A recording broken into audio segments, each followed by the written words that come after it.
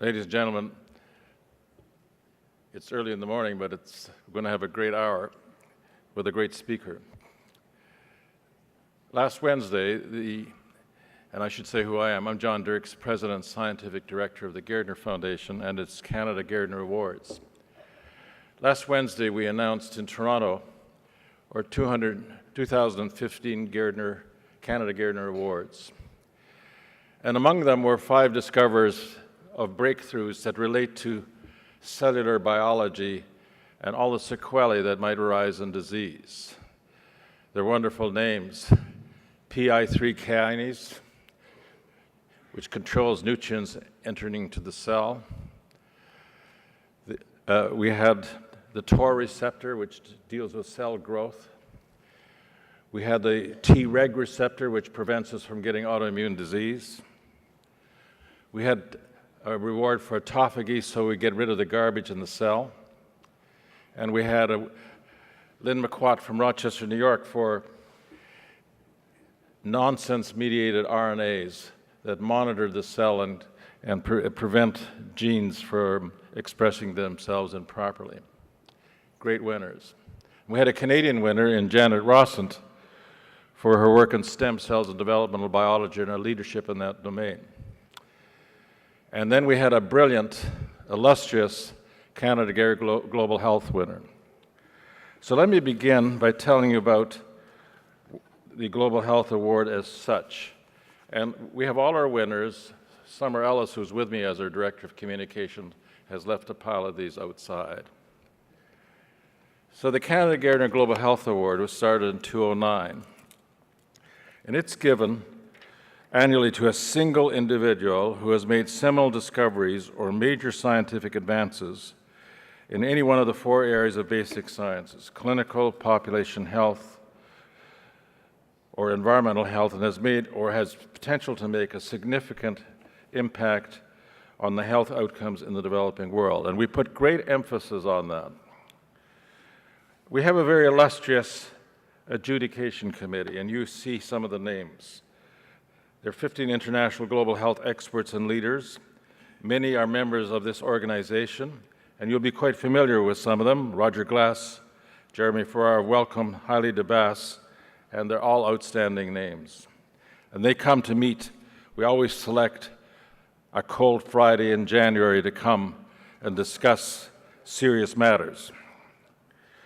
The next one is just to remind you of who the past winners have been. And they're an illustrious group.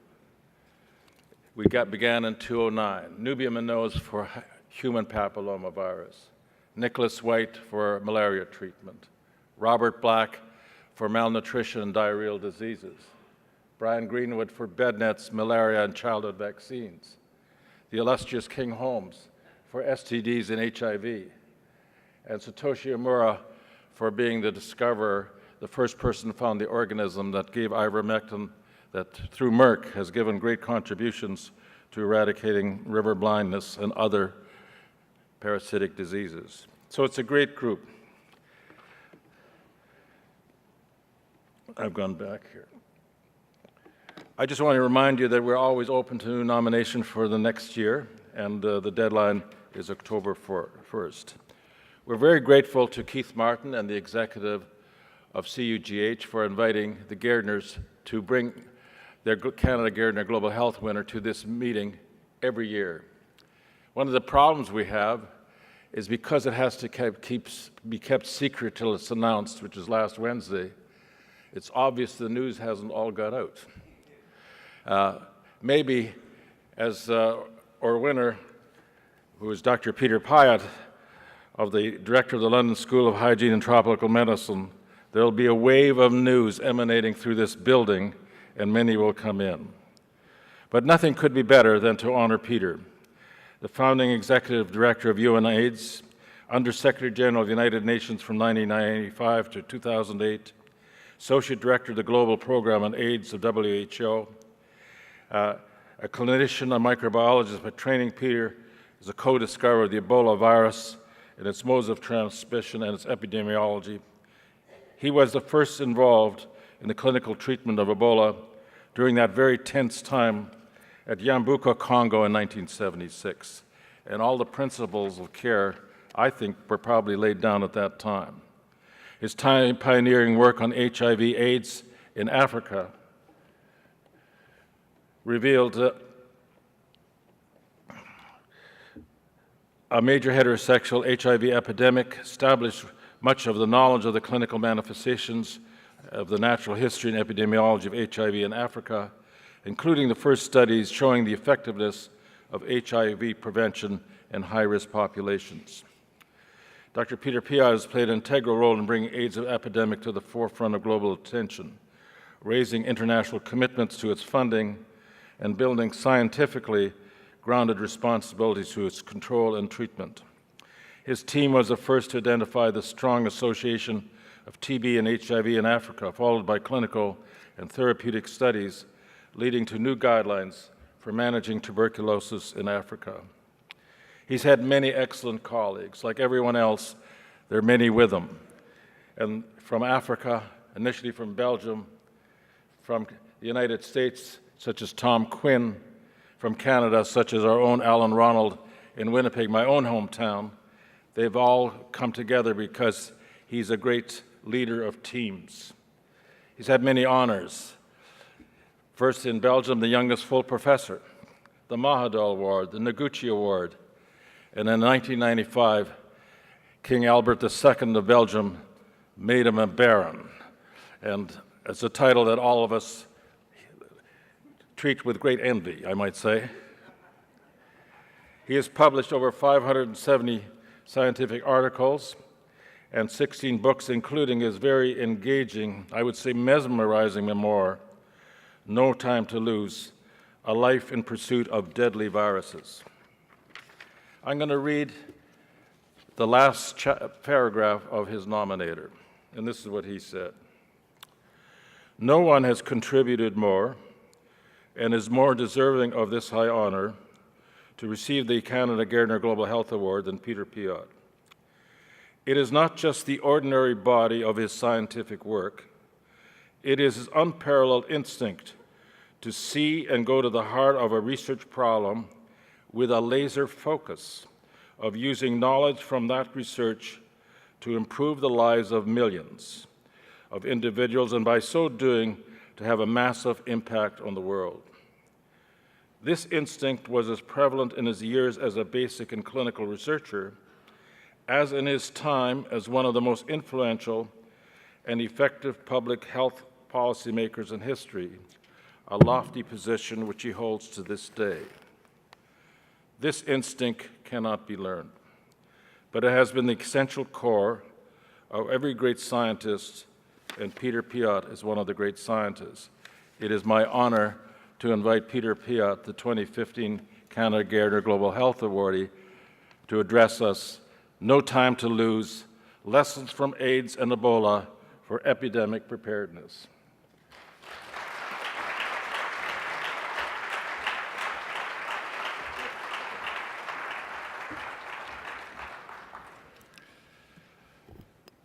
Thank you so much, John, and good morning, everybody.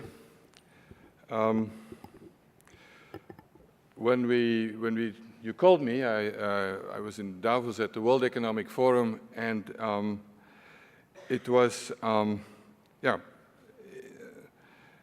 it's always something you don't forget. It was a mixture of many emotions, be honored, but also I was frankly moved because it has not always been an easy and straightforward trajectory in life and in work. And I was thinking immediately of the people you were showing on the screen, my illustrious predecessors, all role models in global health, and people I really respect highly. And then, as we discussed before, I have some long-standing and kind of affectionate relationship with Canada. The first time I went to Canada was your hometown. I'll never forget it. I flew from Seattle, where I was then with King Holmes, and there was the 1st of May, 1978. Some of you were not even born, and and it was snowing. 1st of May. And that I immediately understood that the people working there needed a strong collaboration with a place in Africa to spend the winter, the hard winter. But so thank you for the honor, and thank you to the members of the committee, those who are here, and others. I am going actually to tell a bit more personal story than talk about epidemic preparedness, because I'm sure there's going to be an epidemic of that after the Ebola epidemic, lessons learned and what to do. And how does this work? You know, I started in engineering at university, and but then I discovered that anything that has more than 2 buttons is not made for me. So I switched to medical school. When I was in my last year in medical school, I went for some career counseling, as we say today, but the term didn't even exist then. And the verdict of my professors was unanimous, because I said, what about infectious diseases and so on? They said, no future in infectious diseases. This is in 1974. Don't we have vaccines? Don't we have antibiotics? And don't we have hygiene and sanitation? So that's done. But I don't easily take no for an answer, and I really was interested in microbes, people, and already developing countries' health problems. I went for it, and 2 years later, you know, something happened, and my life is full of surprises, I must say. And a thermos that looked like this one, a shiny blue Chinese thermos, arrived straight from Kinshasa by commercial airline. A pilot just dropped it at the reception of the Institute of Tropical Medicine, where I was then working in Antwerp, and with a small piece of paper and saying diagnosis, yellow fever, question mark, and it was blood of a Catholic missionary, a nun who had died with, we know today, hemorrhagic fever and Ebola. And since I was in training in virology in these days, we were certified and working on arboviruses and including yellow fever, so no problem. We, you know, we put in motion all the techniques, the artisanal techniques of viral isolation of these days. You know, this is, again, before PCR, and all these, you know, techniques, which we will, I'm sure David Relman will tell us about how they're applied now today. And so a virus came out of it, and to make a long story, this was Ebola virus. We had to stop all investigations after it became clear that there was a deadly epidemic of hemorrhagic fever. We had what could be, at the best, be called in today's classification a category 3, P3 lab, in the best, I mean, with a bit of imagination. And so we had to stop, and we sent the samples to CDC, to Carl Johnson's lab, who could confirm that this was not Marburg virus, which we thought it was because it looked really, in terms of morphology, exactly like Marburg, and there was only one known virus with that kind of worm-like structure. And at CDC, Carl Johnson's group could confirm that this was something new. So that's how Ebola virus was, you know, isolated, discovered. And a week later or so, I had the opportunity then to go to Zaire, now the Democratic Republic of Congo, to investigate this epidemic, which I was mostly interested in.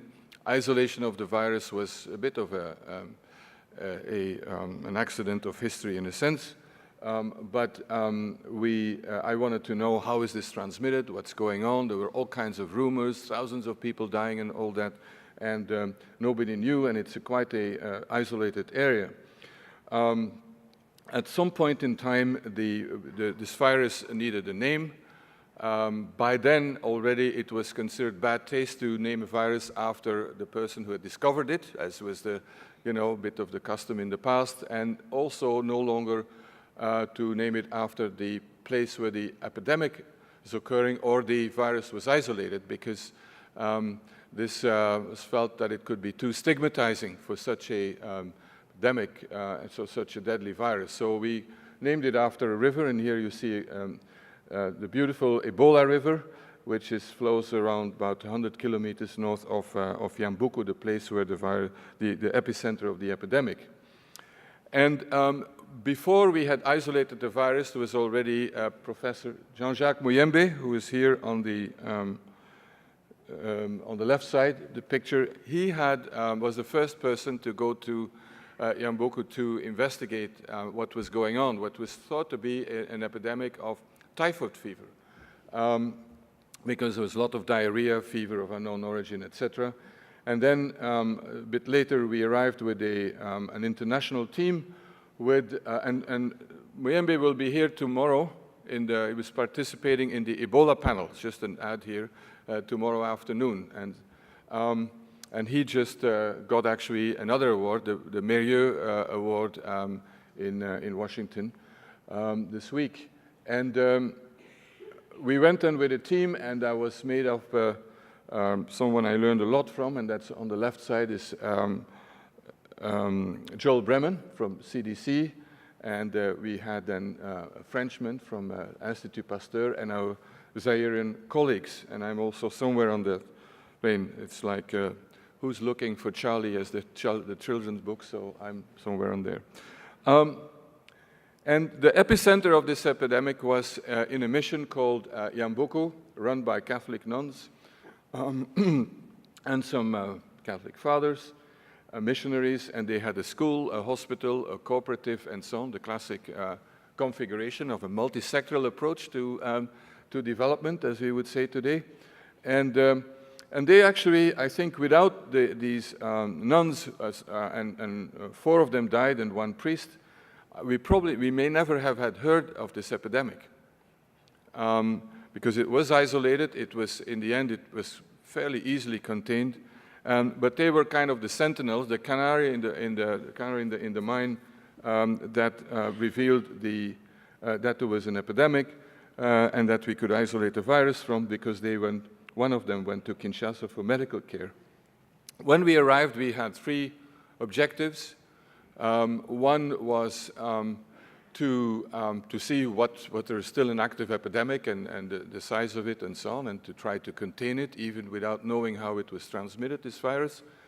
2 was collect more biological samples to confirm that this was indeed the virus that we had isolated, that could be isolated from several people. And thirdly, to have an initial investigation of how this virus was transmitted.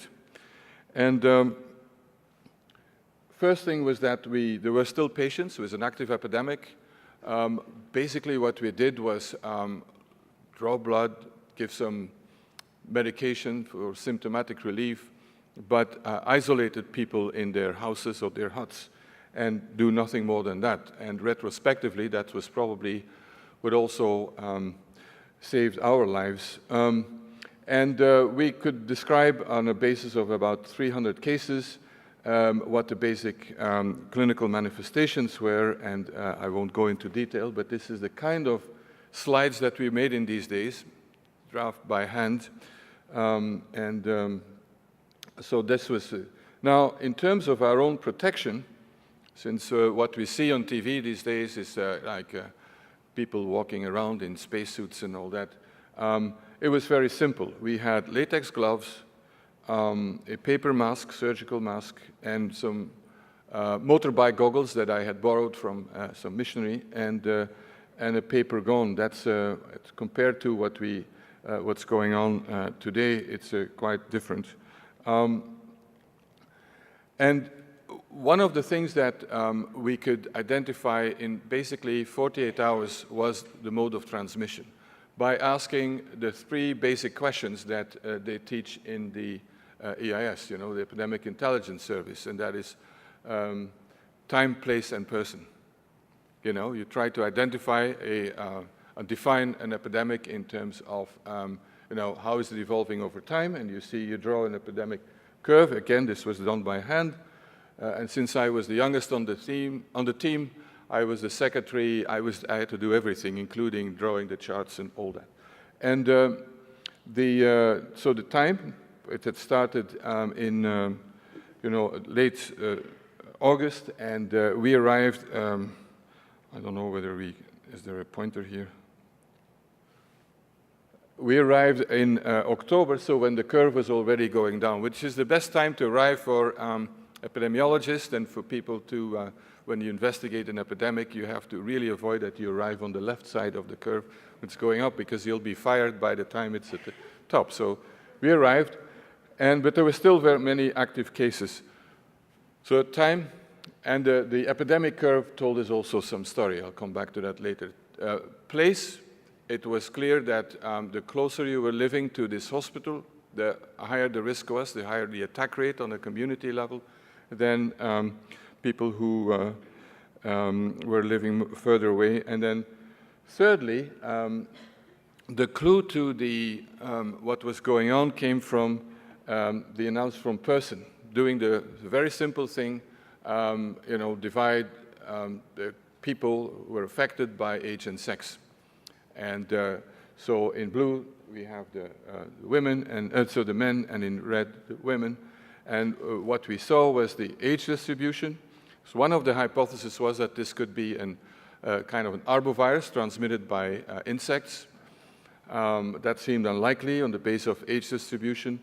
But also, you think of the classic modes of transmission from sex, close contact, blood, foodborne, airborne, and so on. But what we saw here was that, as you can see, in the age group 15 to 29, there were about twice as women as men. And that was not reflecting the demographics of the region, which is obviously something that is possible. And since we were a bunch of men, it took us several hours to find out what's the difference between a man and a woman of that age. And of course, women can get pregnant. And to make a long story short, we then matched our observations that in the villages with the hospital records, and indeed, the excess of cases were all women who were pregnant, had attended the antenatal clinic, and then it took us a bit longer to find out that at the antenatal clinic, what happened, everybody got an injection with calcium gluconate and vitamins, fairly useless things, but it was a very popular clinic, and every morning Mother Superior would distribute 5 needles and syringes for the whole hospital, for the whole outpatient department, and so everybody got injections, and it's God knows so many other viruses that were transmitted that way. So that was the beginning, and then the second piece of information is what people told us in villages. That took a longer time, and saying that, well, after a week, after a funeral, we often see lots of cases in the family. And so that was another clue to the mode of transmission. And that's how we found out. And so it's actually very simple. We didn't have laptops, we didn't have iPads, we didn't have anything, no mobile phones. And because when I gave the raw data, which I still have to some postdocs in our mathematical modeling group, and they are now modeled all the outbreaks in DRC since then, and the postdoc asked, so where is the spreadsheet? I said, this is the spreadsheet. That's all we had, It was written by hand and so on. Anyway, then the next question was, where on earth is this virus coming from? Because a virus that kills its host in a week or two is, we're a lazy host, a lousy host for it. So there must be another reservoir. And the story was immediately that came from monkeys. Now we found out also quite rapidly that, yes, monkeys are being consumed. On the left side, you see a smoked dead monkey, a dried monkey, on the market in Yandongi, a village nearby. But monkeys are equally killed by this virus, so it's also not a good one. And as you know, in the meantime, there is accumulating evidence, but no final evidence that certain types of bats are, the virus reservoir. And bats, I've learned in the meantime, have a fascinating immunology and also genetic repair system. Bats are also consumed, and you can see here both delicacies on the market. So that was my entrance into global health, a term that did not even exist. Global health appears in the literature around the millennium. And I'm still trying to find out when was it used for the first time, and there are several versions. So my lessons from that, as I was 27 at the time, was first of all, anything can happen. Things happen. Time, place, and person, it's something very simple question. I was impressed by the huge poverty. I'd never been to Africa in my life, and that was driving disease, not only outbreaks. It was also a great experience in terms of international collaboration. It's the best that I've ever been involved in. And that was due to the fact maybe we were under epidemic pressure, but also there was strong leadership on the Congolese side, and we just had a lot of fun together and worked. And the power of the EIS, the US Field Epidemiology. And then finally, I would say that I also learned that good intentions can be very dangerous. These nuns were doing great work. And, you know, best intentions was the only thing that was happening in that region in terms of education and healthcare and so on, and agricultural development. But they had no expertise in any of these things. It's all good intentions, and that led to this catastrophe. It was a very hard message to give to them. And I also said, okay, this is really what I want to do. I had found my mission in life. And one of the things we decided also is that we would publish everything together as a, you know, report of the International Commission. I think the pressure to publish and for your career and all that was far less in these days than it is today. I think today this would have given rise to quite big fights, I'm sure. Who's the first author? And then we have 3 or 4 equally contributors, equal, etc., which we see more and more. So that was the... Then, after discovering Africa, I discovered America. Spent a bit of time at the CDC in Atlanta, but that's not really what I wanted to do. It was also working in special pathogens. I don't have really the discipline to work in a P4, in a real P4 lab with Carl Johnson. So moved to, drove through the country to Seattle.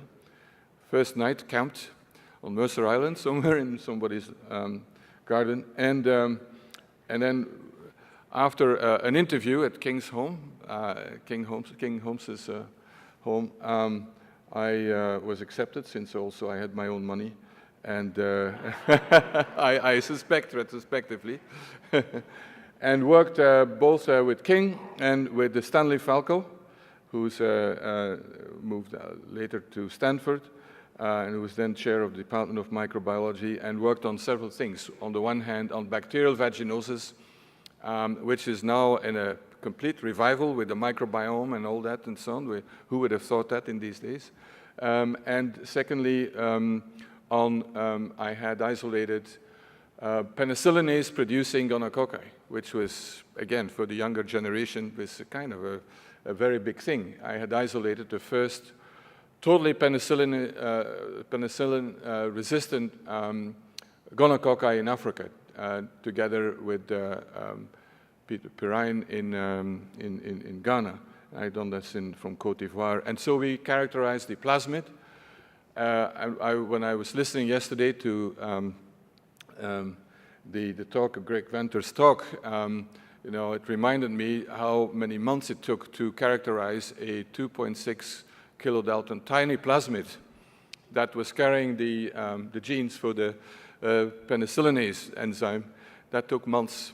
And today, that's probably a matter, I'm not saying seconds, but certainly a few minutes. So I had a great time there, and I learned a lot, and I made, you know, this, both King and Stanley have been, you know, mentors for life, and I'm very grateful for that, King, that you're here. And then a few years later, there was another, you know, surprise, or something happened, and that was that when I came back to Belgium, we started seeing cases of, what we know today is AIDS, but immune deficiency, Congolese, Rwandans, Burundians, because of Belgium's colonial past, and expatriates living there, from Central Africa, and they came with what was in 81 was described as AIDS, although it had another name, immune deficiency. The big difference, there were two big differences for us. One, we had 1/3 of our patients were women, and the dogma then was this is a gay disease. You remember GRID, this term. And second, we also had a different clinical spectrum. For example, Kaposi sarcoma, interestingly, was not that frequent, even if it's been in Central Africa, was, was very prevalent, but not associated with immune deficiency. So together with, it was at the conference in Vienna, the infectious disease conference, where Tom Quinn and we had met when overlapped a bit as fellows in the University of Washington with King, and we could convince the Krause, who was then, yes, Tony Fauci was not always the director of NIAID. There was a time when there was someone else. That was, this person was called Richard Krause. And he gave us $100,000. And so that we could go and have a look in Central Africa. Because I told myself, if we see 100 cases, this disease, this syndrome, in Belgium, there must be thousands of them in their country of origin. And so that's what, we went and together also with Joe McCormick from CDC, and there indeed what we found was an epidemic, many cases of AIDS in men and women, and with the majority of women already. And we had a hard time publishing that because, the reviewers said that, that AIDS, quote unquote, cannot be transmitted from women to men and men to women. I really regret I didn't keep these comments. Anyway, we managed to publish it. It was one of the most quoted papers of the year. And also then with Tom and Jonathan Mann and Jim Curran, we really tried to put it together as a different epidemiological paradigm for AIDS. And here, I'm sorry it's not sharper, but again, this was a collective effort.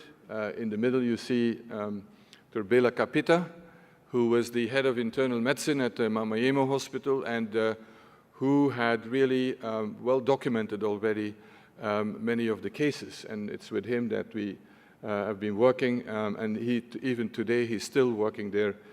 He's a real hero as far as I'm concerned, because despite all the civil unrest, all the problems, he continued to serve in the largest public hospital probably in Africa. And we see Jonathan Mann in here, and Jim Curran, and Tom Quinn is hiding somewhere in the back. So that was another major development, and that changed my life in a sense, because for me, once we walked into these wards full of AIDS patients, it was really full, sometimes 2 in a bed and all that. I said, this is a catastrophe, and I want to work on it. And as John Dirks mentioned, we described the basics, clinical spectrum, epidemiology, modes of transmission, and all that, risk factors, mother-to-child transmission, all these things that we know we take for granted today, but we didn't know in the 80s. We did all the basic work. And then something that also we had a hard time being accepted, particularly in this case in the TB community, was that HIV and TB have something to do with each other. And there were several papers that came out of it. And then also the first interventions. Because, okay, it's great to study what's going on, but at the end of the day, we want to intervene. There was no treatment yet, but also we had very high infection rates, in this case, for example, in sex workers, which were still called prostitutes in these days, and in the literature. And this was the first study where we could demonstrate that with quite simple technologies, I mean, just condom promotion and treatment of STDs, that the incidence of HIV and other STDs came down significantly over time, and that was a very cheap intervention. And it's a bit puzzling to me when you look at HIV prevention strategies today. it's very rare to even see the word condom mentioned in that, or behavior change. At the same time, my lab had developed, and we were studying intensively HIV viruses from Africa, because very early on we had seen that there was far more diversity, genetic diversity among these strains than in the West, where it was the B clade and fairly homogeneous one. And Martin Peters, who did a PhD in my lab and is now in Montpellier in France, isolated the first chimpanzee, SIV, CPZ, from a wild-captured chimpanzee in Gabon. And subsequently, we had also from other chimps, including one in the zoo in Antwerp, which was a real communication problem, as you can imagine. And that combined with other aberrant strains, isolates that we found, and some phylogenetics led us, and that combined with another thing we did was to look at the samples that we had collected in 1976 in the Equateur province, and looked at for antibodies against HIV. We could demonstrate that already in 1976 there was HIV in circulating in remote areas in Central Africa.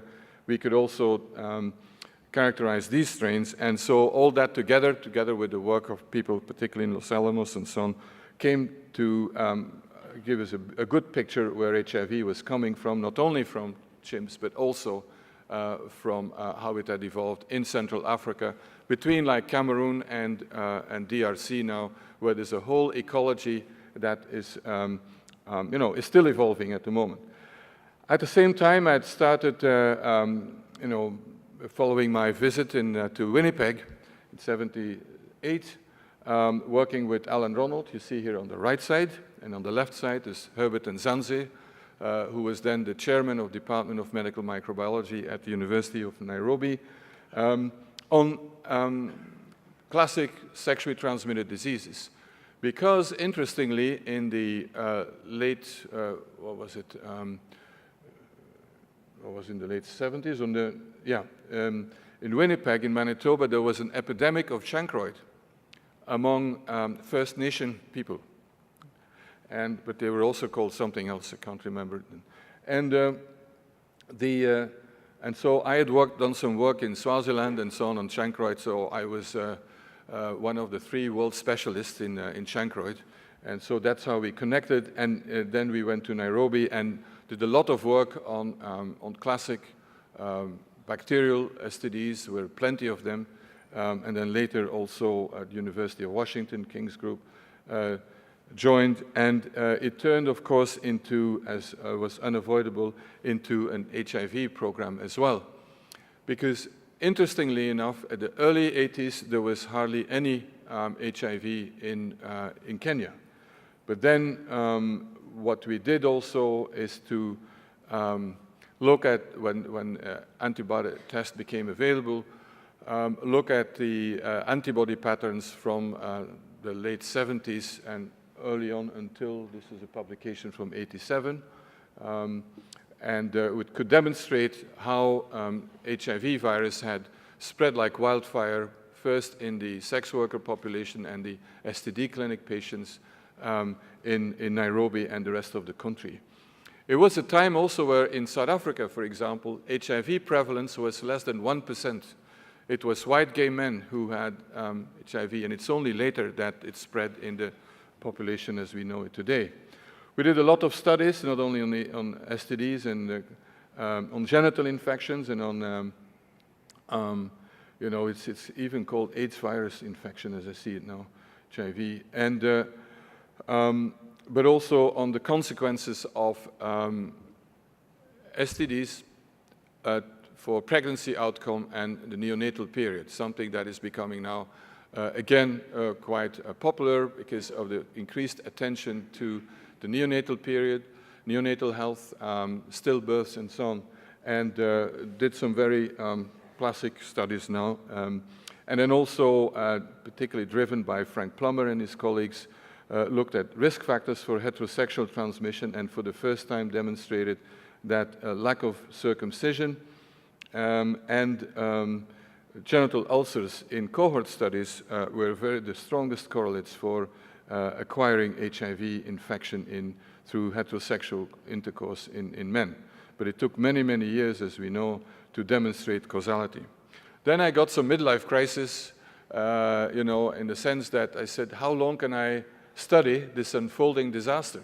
Every year the data got worse and more people dying from HIV and so on. I said, I don't want to study the world, I want to change the world. And then I had a really weird idea that in order to do that, I went on sabbatical to WHO. Probably the last place on earth if you want to change the world, but anyway, that's what I did, and King also spent some time there. So I worked with Mike Merson, who is on the left side and is now at Duke, as you know, and one of the CUGH board members. And actually, I liked it, you know, because I saw that it can offer a platform for influencing policy and do it if you take. And then, because of lots of infighting in the UN system and of the further development of the AIDS epidemic, the member states of the UN decided to create what's now called UNAIDS, and I was not really interested in becoming a UN bureaucrat in these days, but it happened. So then for 10 years, Kofi Annan was my boss, and that was really fantastic also to have him. I learned so much about him, from him, how to navigate the political minefields that became really my life for about 10, 12 years. And so that was a creation of UNAIDS. Later, I was involved with the Global Fund, now led by Mark Dybel. And I think that changed a lot. We could change history. And what really made a difference, as we all know here, was in 1996 in Vancouver at the International AIDS Conference, when it was announced that you can actually treat HIV infection, that it's not a uniformly fatal disease if you give, in this case, 3 drugs called antiretrovirals, and I'm not going to go into detail. And then I became really obsessed by making this treatment available in low and middle income countries, and that would require bringing down the price of these drugs. And after many years of collecting data and so on, I was pretty naive coming from academia. I thought if the evidence is there, the rest will follow, and this is completely naive. You need a political arm. And a breakthrough here was in the first meeting of the UN Security Council of the Millennium was on AIDS. It was the 8th of January 2000, while everybody was busy with Christmas and all that. And so Ambassador Richard Holbrooke and myself, we worked very hard, took everybody by surprise when they came. Then Vice President Al Gore, if you can recognize him on the left side here, chaired a special session. It was the US's turn. There's a rotating chair every month there's another chair, and all the chair can do is set the agenda. And so that recognized AIDS as a major issue for security in general, including for peacekeeping operations and so on. And that was a breakthrough, and then afterwards we had many other, and maybe too many conferences and high level and summits and so on. But it made a difference. And at the same time, there was the AIDS movement, activism that grew, the conference in Durban in 2000 also, that really, put treatment on the agenda. And so to make, again, a long story short, the price of antiretrovirals came down, not in one go. We had to make some compromise in the beginning, negotiating lower prices with 30, 40% reduction. Great if you can obtain that for any deal, but not enough to make them accessible. And it was after only 2001 that the prices came down at far below $1,000 per person per year, up from 12,000. These are the data for Uganda. And we had to do lots of things. Change international laws on TRIPS, on trade-related intellectual property. That was done in Doha in 2001. We needed to make sure there is money. The generic production became available, etc.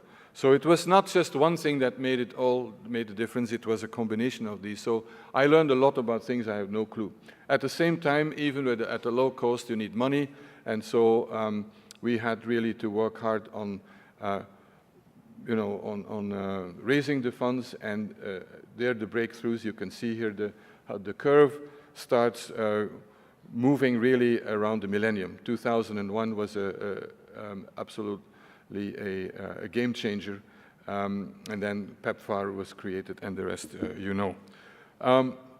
The results are there, but what's interesting, and we have to be quite honest about this, is that the number of new infections started declining already before the millennium, and before there was widespread availability of antiretroviral therapy. But mortality only came down when, of course, when the ART became available. Hence that you hear more and more about the end of AIDS. They usually drop the question mark or forget about that. Nothing is true. I mean, we still have well over 2 million new infections a year, 1.5 million deaths, so still a long way to go. And I think that maybe the main lesson for me that I've learned is that the magic bullet belongs in the dustbin of history. We had throughout, when I was head of UNAIDS, we got all these letters, dear Dr. Piot, if only, and then, you can fill in what the fashion of the day, you would do this. Sometimes it's circumcision, then it was concurrent partnerships, now it's treatment. If only you would do that, nothing else, then we'll fix this epidemic for you. I'm sorry to disappoint everybody, but that's not going to happen. And so we should put aside this kind of obsession with the one thing that makes, that's going to solve it. What is clear also, and this is from an article by Alan Brand in the New England Journal that was accompanying a review that Tom Quinn and I wrote on AIDS, and that was that global health is actually, in a sense, emerged out of the AIDS movement and the AIDS response. Even the term, as I mentioned, didn't exist in the last century, but AIDS really changed many things. I mean, the divide between prevention and treatment, which is still there, but it came together in a way that had never been together before. New forms of advocacy, dedicated global funding. There was, 20 years ago, there was hardly any funding for global activities in health. A reduced cost of essential medicines that were still under patent, because that's the main thing. There, we could do more also for other diseases. Human rights as a big driver for everything we do, and then I would say a major boost for global health research and academic interest, and CUGH is really an illustration of that. Okay, in 2008, I stepped down from UNAIDS. I felt that I had contributed what I could, and I could not do more than that, and I was also extremely tired. So I moved to London, first Imperial College, and then to the London School of Hygiene and Tropical Medicine, which was a bit a return to my roots, having started in Antwerp at a smaller sister institute. And it's a great place. I enjoy it a lot. Last year, for my 65th birthday, the present to myself and Heidi, my wife, was we went back to so-called Ebola Ground Zero. I wanted to see how is it going. It was a big challenge to get there, no commercial flights and so on and so on. But thanks to, we went with a crew, a film crew, and the movie will come out at the Toronto Film Festival, so in September. I saw one of the most moving encounters was with a man called Sukato, who's here on the right side. He's a survivor from the Ebola epidemic in 1976. He was then an aid nurse, and he helped us a lot with the translation and all that, and he was still there. He was now head of the lab, and the lab equipment is, you see on this slide. A decent microscope, the centrifuge on the left side, and then stains, for, Gimsa and all that. That's it. That's the hospital lab for a hospital of about 100 people, 100 beds. And it shows that despite all the promises we made, never again, after this epidemic, we will do this and that and so on and provide assistance and capacity building and so on, and basically nothing of that happened. And that's something, a lesson I won't forget. But this was at the same time when we had no clue that was happening, the epidemic, the current epidemic of Ebola had taken off in Guinea, but was not yet revealed because that was only a year ago, the 23rd of March, 2014. In the meantime, and we'll come back to that tomorrow in the panel on a special session on Ebola, you know what is happening and what happened. And again, here we have to make sure we don't make the same mistake as we when with AIDS, or we've done with malaria, and that is saying that it's over. It is not over. First of all, in Liberia, we had last week a new case, and probably secondary cases, and it's quite interesting how people get used to a catastrophe. There are now 10 to 15 new cases a day in Guinea and in Sierra Leone, and that's fine. Normally, when you have 10 cases a day of Ebola, it's panic. But since, you know, the curve came down and it's all over, and so we can now talk about reconstruction. It's not over, and it will be a long and bumpy road, and that's why continuing investment in vaccine and in therapeutic research is absolutely vital. It's really a perfect storm. I'm not going to go further into this again because tomorrow we'll have it. But why did we have an epidemic of this size in West Africa where it never occurred as compared to what happened always in Central Africa where they were very limited? And it's a combination of all kinds of factors. So times have changed.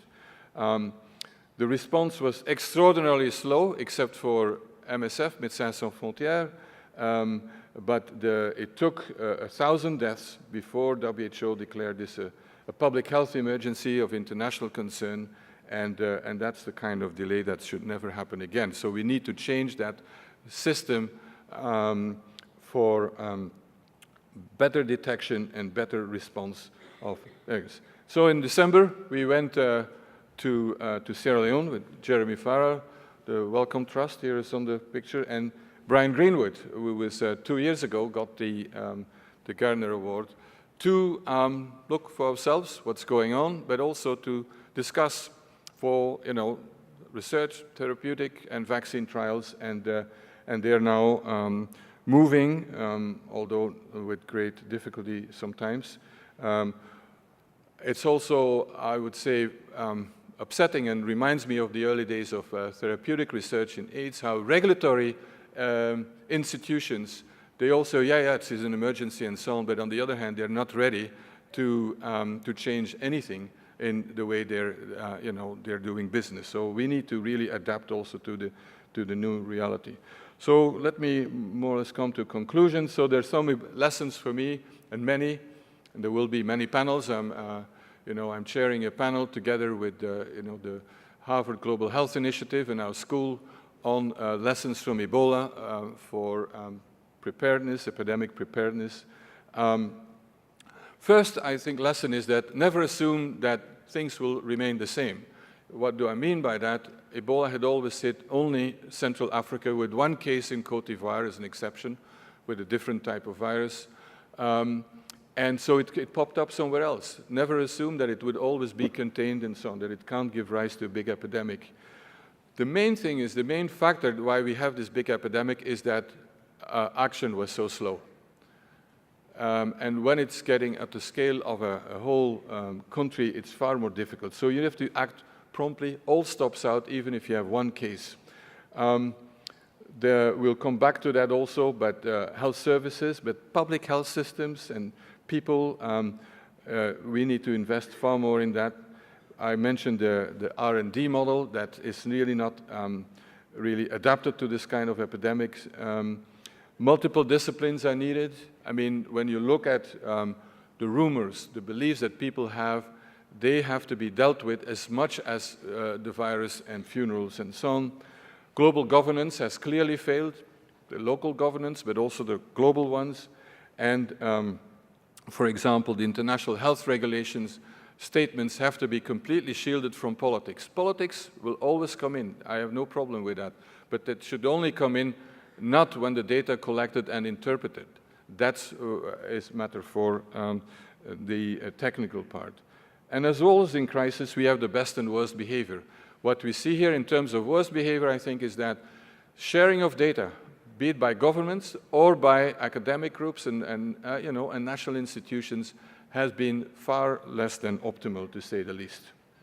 So this brings me to the conclusion here, and that is that in my short life, I've seen a major shift in terms of what we call today global health, from tropical medicine to global health, which is a far better term because global is about here and there. It reflects the globalization of our world, the globalization of risk, the globalization of opportunities. And we see more and more PIs coming from other parts of the world. We still have the language, my study site. I'm going to go to my study site. I think that we should ban that, but we have collaborating centers. We moved also from a largely biomedical emphasis only to multidisciplinary, broader health issues. And the whole spectrum from discovery to translation is being dealt with in low and middle income countries, which is good news for the world as a whole. So that's what we are about here in CUGH. Now, finally, I'm just one individual, and nothing would have been possible without support of so many. My family, Heidi Larsson, who's here, my wife, and who launched a report yesterday here, but also a whole community of people in global health. And at the end of my book, No Time to Lose, you can see that the index only contains names of people. And secondly, the acknowledgements, I try to acknowledge all the people that I worked with, and that's impossible nearly. So obviously I didn't do this alone. I really thought that the decision by Time magazine last year to move from its tradition of the one person of the year to the Ebola fighters with 20 people was, I think, really a breakthrough from this obsession to have the one hero, particularly here in this country, that need is there, and that we had about 20 people, and I was very proud to be one of them. And so this, I think, is also important that my feeling that I'm part of this movement. CUGH is an expression of that, and the Gairdner Global Health Award, I think, is also a tribute to this whole community of global health. The fact that that exists is extremely important for all of us. So thank you very much for all your support and for listening to me. Thank you.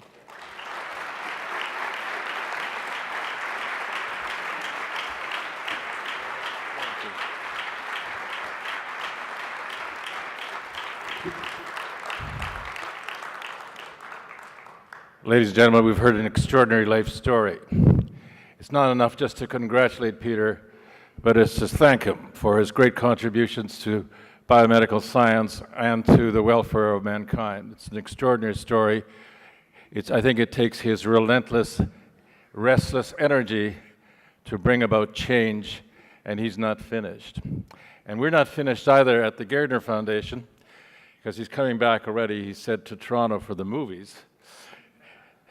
And second, he'll come back at the end of October because current Gairdner winners sweep the country because we believe there's a big mission of science to take care of in Canada, to continue to work at the level of science in the public domain and with young people and graduate students and faculty. And he's going to be part of that in Quebec City and Ottawa. He's also going to be, we're going to have a Global Health Symposium in Toronto on October 28th, and we have a ceremony where he, along with the other 6 winners, will be honored. And I think his biggest challenge over the summer will be, we ask each winner to pick a selection of music that they like to have played when they come up to the platform to receive their award. King Holmes can tell you what he picked when you talk to him later in the hall. So thank you for coming to honor a very distinguished scientist and medical person and public citizen. Thank you.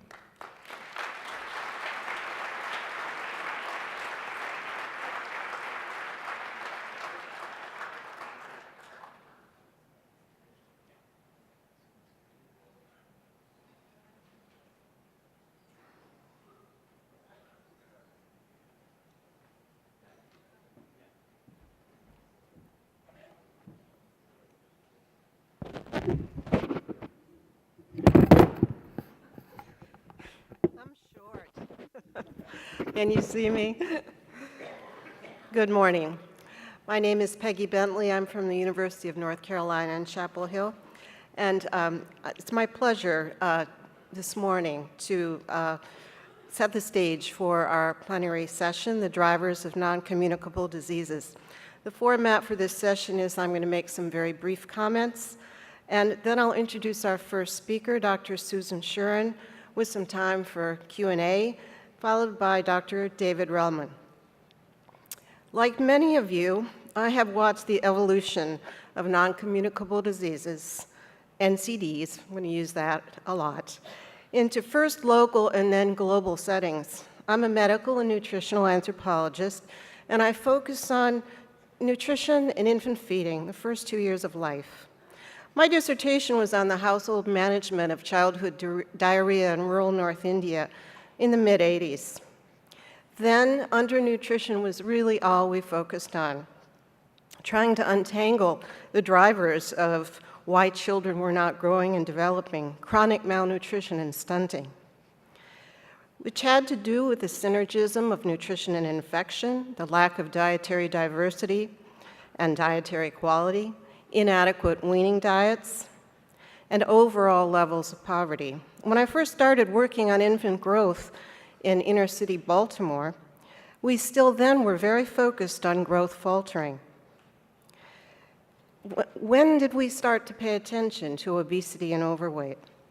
Fast forward to now and how things have changed. In the early 80s, mid-80s, late 80s, and 90s, the leading researchers in my field, which is global nutrition, started to track the rise and prevalence of overweight and obesity in places like Mexico, Brazil, and China. Barry Popkin, who's a UNC colleague of mine, coined the term the nutrition transition. What is it? The nutrition transition follows the demographic and epidemiologic transitions from high fertility and high mortality to low fertility and low mortality, from infectious diseases to chronic diseases.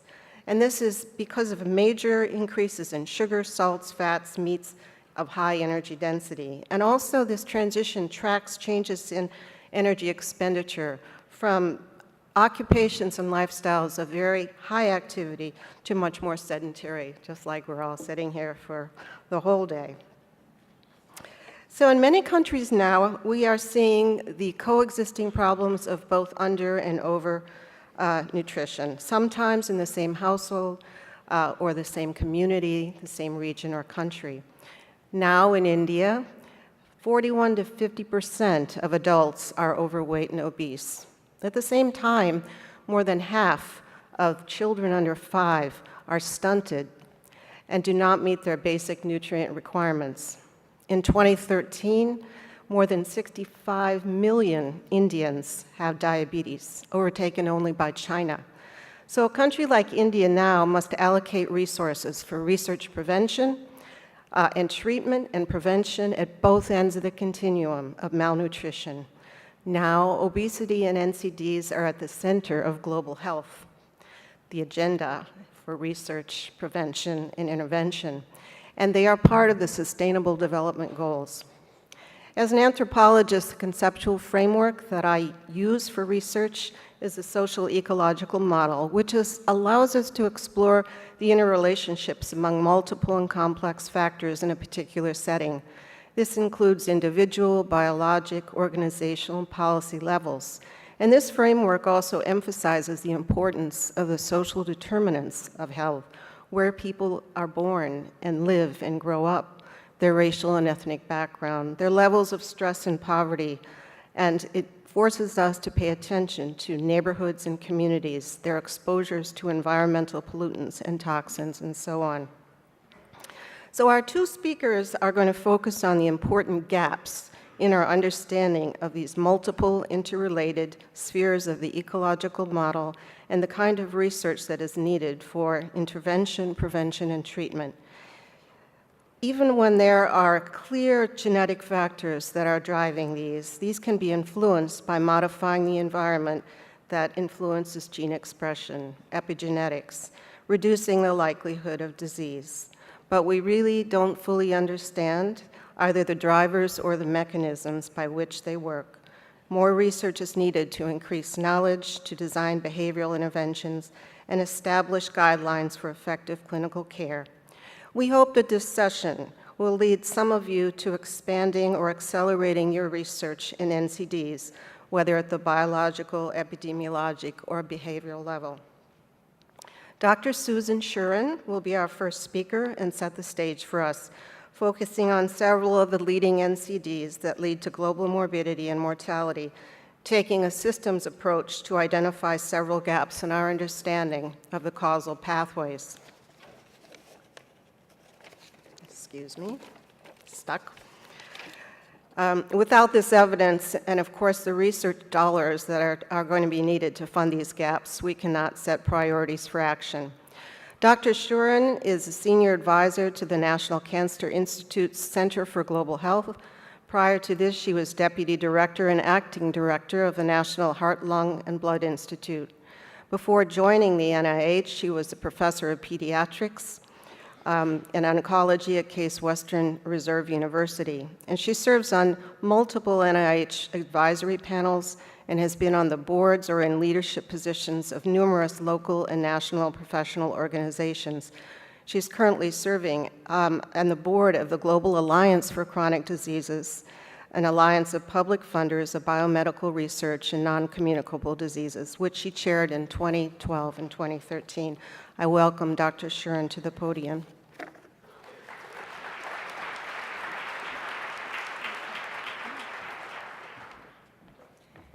Thank you very much, Peggy. I'd like to emphasize that one of the things that Peggy said, we'd like to focus in this session on the questions and the opportunities and the research needs, rather than simply reviewing all of the things that we know, because we think that this is a really wonderful and exciting time to move forward in these areas.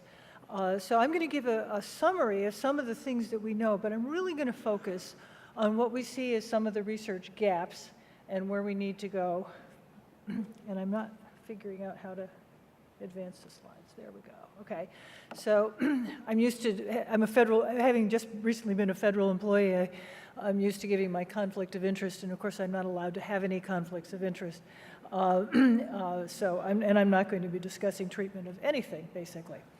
So first of all, we're stuck with this term, the NCDs, non-communicable diseases, which I think is a terrible term, but we seem to have it in the lexicon now. And I just want to make sure that I emphasize what we'll be talking about in this session.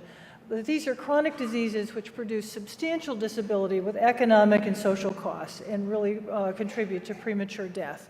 There are many problems beyond that you could include in this term, but usually these are the ones we're going to be talking about are grouped together because they have common underlying causes, common underlying factors which contribute to them.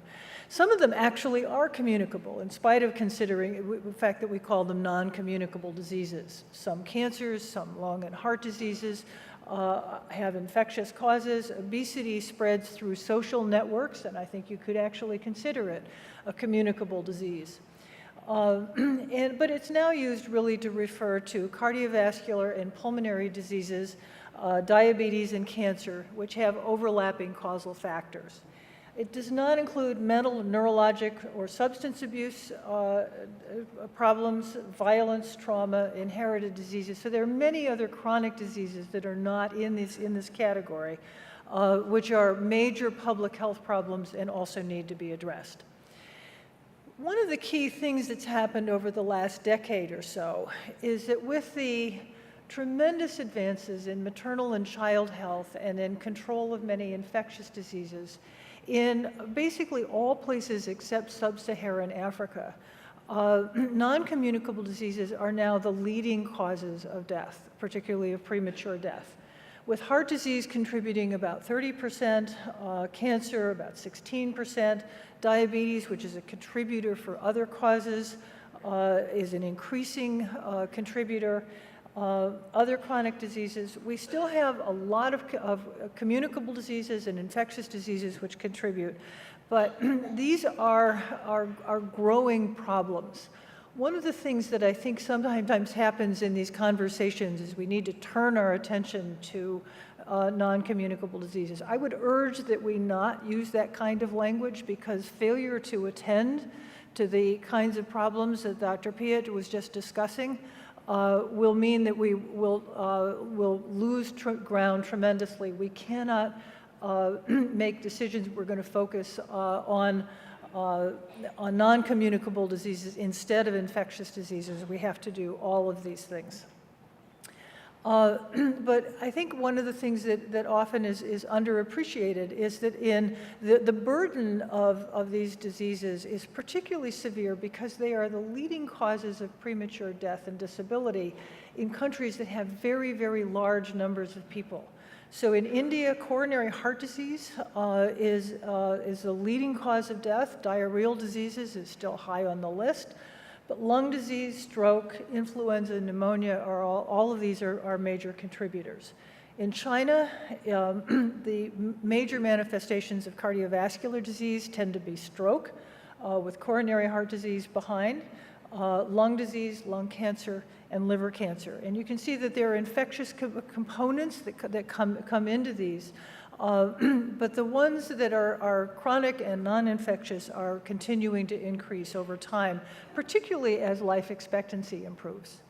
So what do we know about these issues of non-communicable diseases? First of all, it's a major contributor to disability-adjusted life years. I think one of the most important things is to focus really on the extent to which there is economic and community burden related to living with chronic disease, and not just on the premature deaths. Because people who have many of these chronic diseases may have them for decades, and their families may be bankrupted by these problems, and they cause death in the prime of life. So that you have loss of people at their main productive periods in their histories. There are tremendous contributions of environmental factors. Nutrition, which Peggy mentioned, is a very huge issue.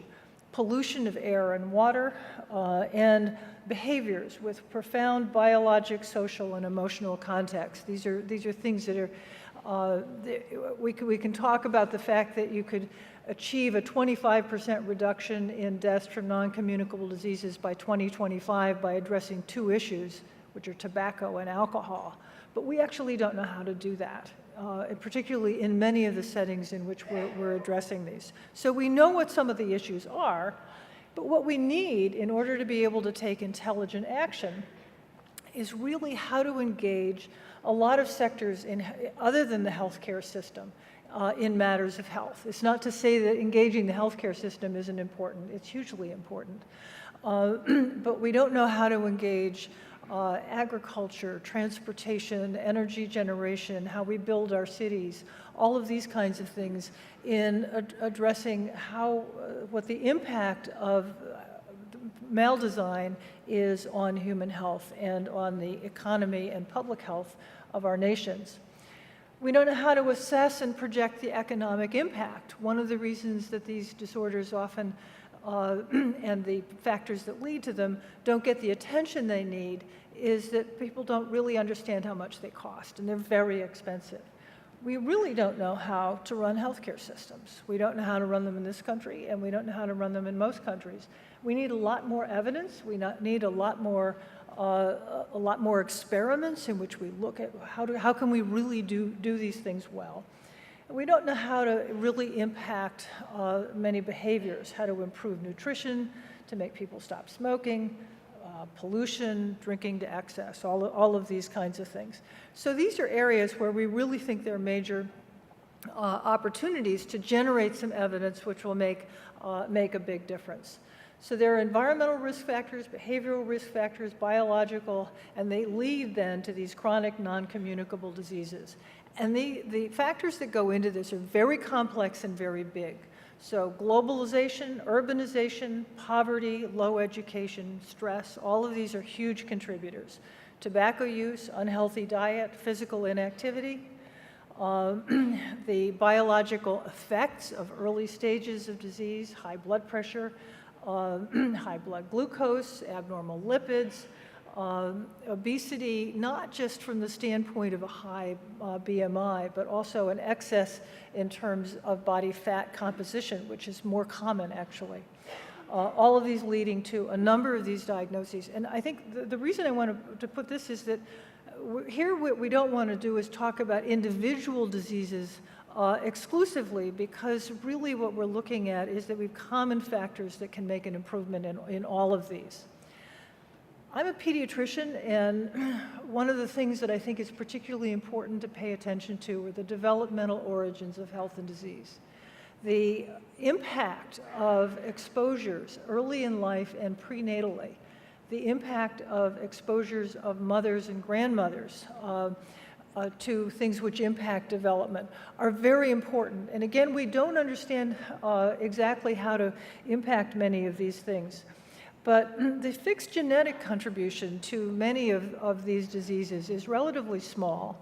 It's also not something we can actually do anything about.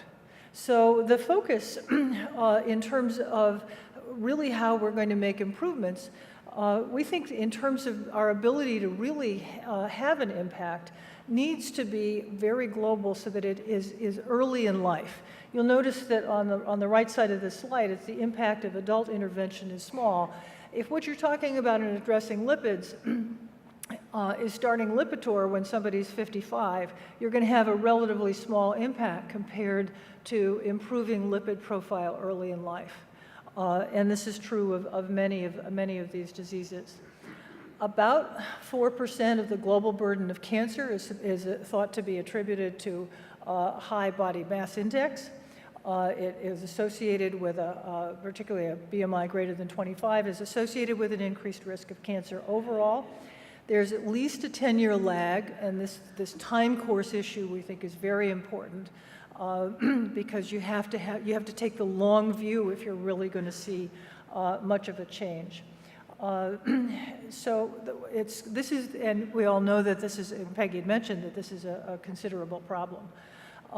Another 15% or so is attributable to infectious agents. And the major culprits here are H. pylori, hepatitis B, hepatitis C, and human papillomavirus. But there are other infectious agents as well.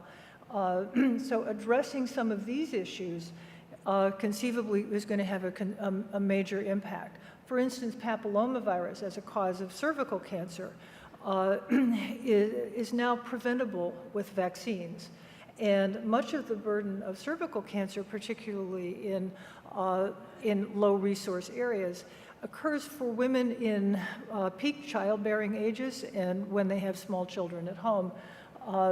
It's a very different distribution than it is for in developed countries. So now I'd like to focus a little bit on some of the gaps. And I'm going to break them into a number of categories.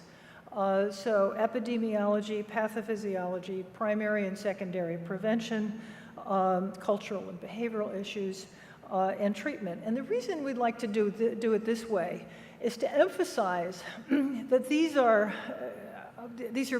very big problems, and they're not going to be attacked from any single aspect. You're going to have a multi-center approach in which we're really looking at how can we address many of these issues more or less simultaneously. So no matter what your area of research is, there's a place for you in addressing non-communicable diseases.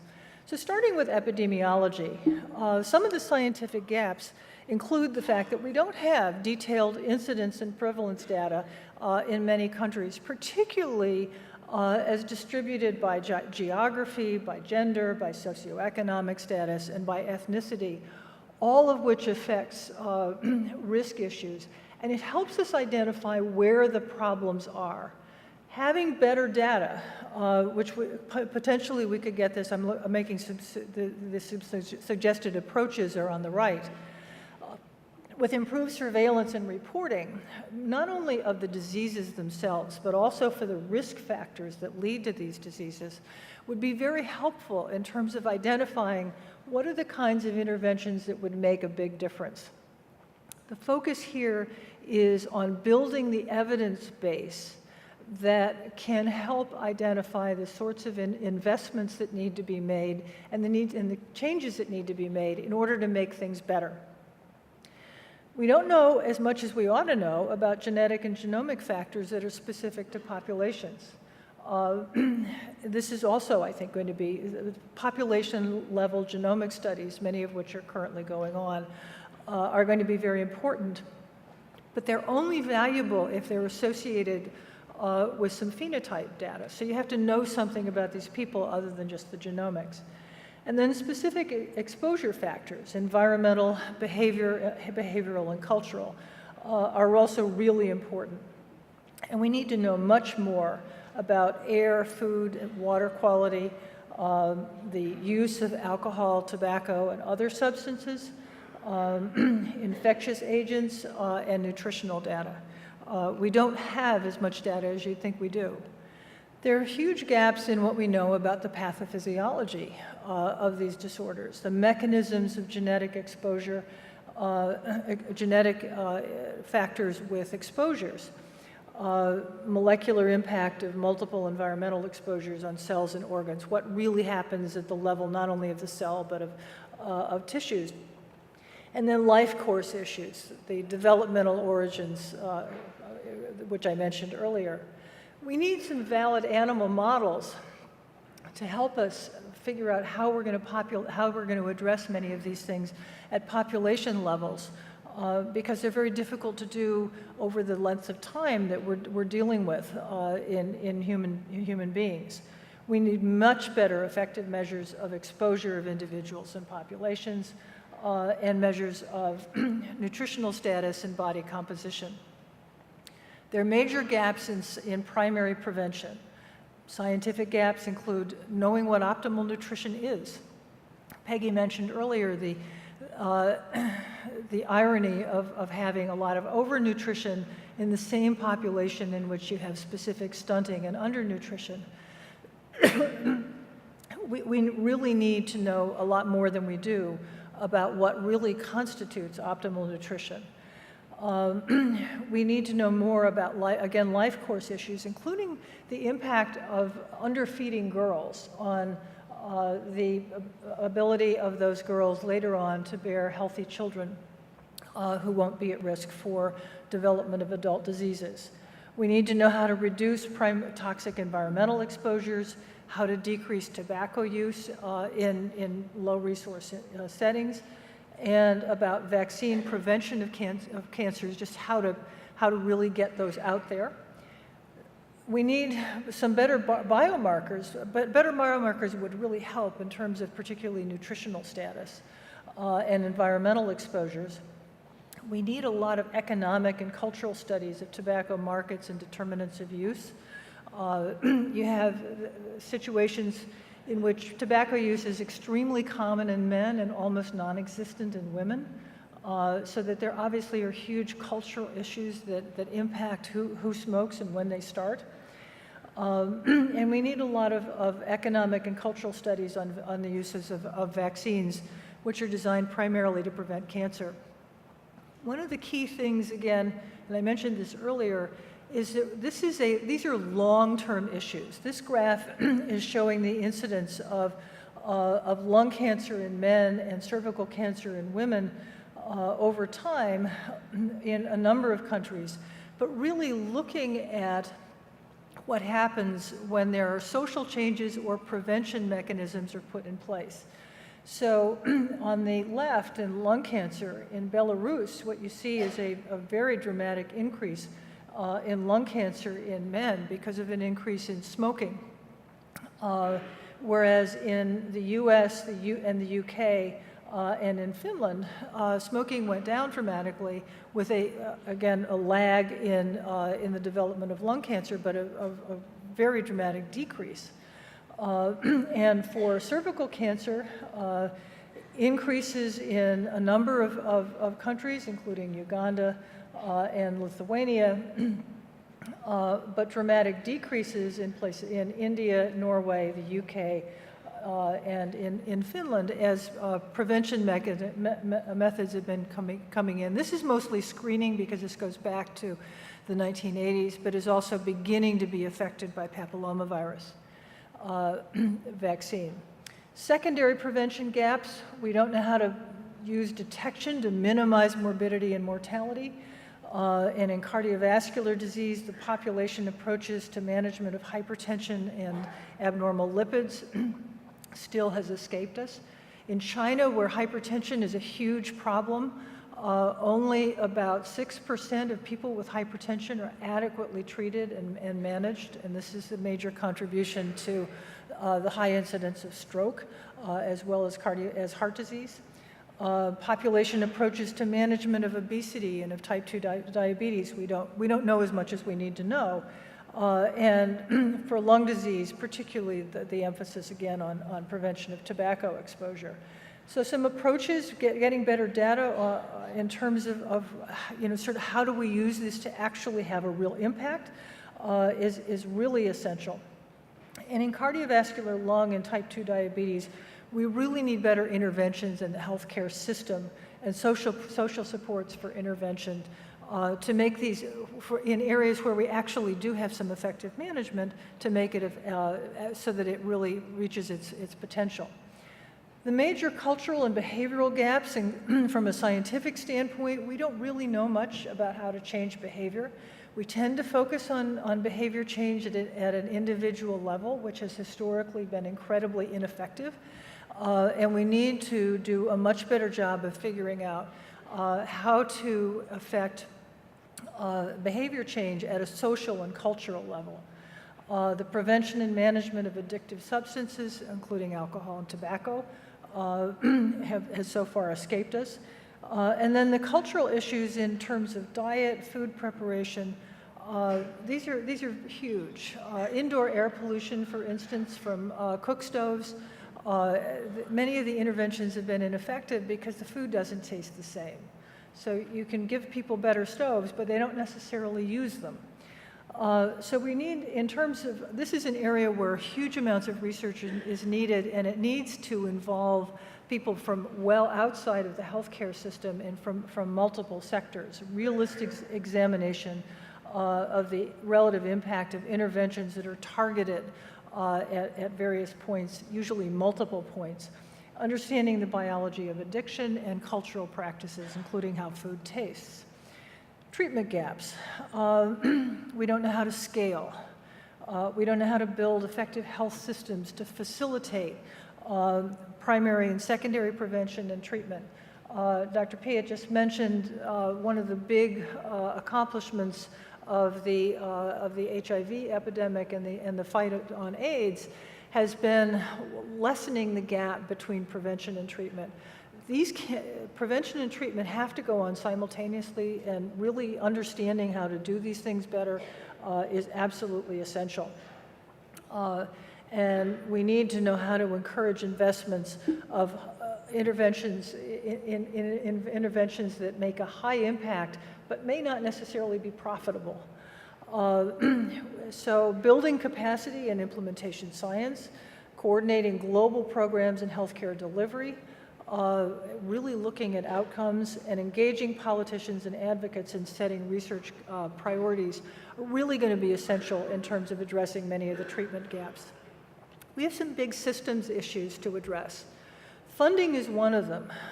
Research on prevention, public health, and implementation knowledge is relatively neglected. It's not sexy, doesn't pay off quickly, doesn't pay off for the politicians, for the funders, for the investigators in a short time. And the payoff is often in costs avoided, not in profits, which is much harder to measure. Those most likely to benefit are often people who don't really have much of a voice. And so the investment in terms of funding may be questionable, and it really requires a team, which is a different approach than we often have to research issues. So we need to think about how we're going to be funding and supporting this kind of research, which doesn't fit our current funding models. Setting priorities. One of the key issues is we need to look at these as broad problems with multiple factors. And we don't tend usually to set priorities that way. Biomedical researchers really tend to focus on healthcare systems, not surprisingly, that's where the expertise is. But many of the causes of NCDs are really outside of the healthcare system. Other economic sectors see changes often as a threat. You're going to take something away from me. And politicians not only don't get short-term reward for many of these kinds of interventions, but advancing the common good tends to be something that's difficult. Having gone through all the problems and the gaps and these kinds of issues, I'd like to end with an emphasis on the fact that these are actually problems that are amenable to intervention and in which huge progress has been made in a number of areas. The first is that particularly in high-resource areas, we really have had an impact on a number of diseases. There's about a 30% 30 to 35% reduction in age-adjusted cardiovascular disease in the United States. That's the red graph. That's heart disease. You can see also that the green line in this one, which is stroke, goes along with the improvements in cardiovascular disease. And there are multiple factors that contribute. First of all, knowing what the risk factors were made a big difference. The Framingham Heart Study showed that it was hypertension, abnormal lipids, and smoking. A lot of research then was focused on the biology of blood pressure control and on lipids. New and acceptable therapies were developed and have been distributed. Drug companies have had a huge incentive because there's a big market. And public policy changes in terms of tobacco have been implemented. Better therapy for heart disease once it develops is also contributes to this. So this is all multifactorial, but over the lifetime of many of the people in this room, there has actually been major change. So it's possible to do it, and I think it's important to keep that in mind. This is from a recent New England Journal article, basically looking at reduction in air pollution in 5 communities in Southern California around Los Angeles. The graph is a little funny because what it shows you is levels of nitrogen dioxide, of ozone, PM 2.5, and PM 10, the particle size in the air, on a decreasing scale. So rather than going up, it's actually going down. So what it's basically showing you is that the levels of pollutants, the line goes up, but in fact what happens is that the numbers are going down, and I don't have a pointer, unfortunately. But the FEV1, pulmonary function, lung function in children, and the size of children's lungs has gotten better over that period of time as a direct correlation. So changes in public policy which have impacted air pollution have had measurable impact on the growth of lungs in children and on their lung function. This will have a lifelong impact because of the fact that it's happening in very small children. Leadership makes a big difference. When Mayor Bloomberg was mayor of New York, and of course he had 3 terms, he had a long time to do things, he implemented many different regulations related to smoking. He's actually even regulating e-cigarettes in public places, cigarette in-store displays, but also many approaches to the content of food, the high sodium levels in processed foods, trans fats in restaurants. The restaurant menus now have calorie counts. He addressed illegal guns, trans fats, many different things. So it's possible to do some of these kinds of things if there's a commitment to do it. So one of the things that we'd like to do, and we'd like to have an interactive session after Dr. Relman talks, is to talk about how the biomedical research community can take leadership in addressing the NCDs, because I think it needs to be, these multi-sectoral, multidisciplinary teams need to be assembled from the biomedical community. We need to be objective about what we know and what we don't know, and I think really emphasize the opportunities in what we don't know. We need to communicate risks and uncertainties, engage other sectors in research, and share control of research priority setting. I think all of those things are going to be very important if we're going to really achieve some of the goals that, that are potentially achievable. So those are the kinds of things we'd like to discuss, and I think we're going to hear from Dr. Relman, and then we'll have a more open discussion. Peggy?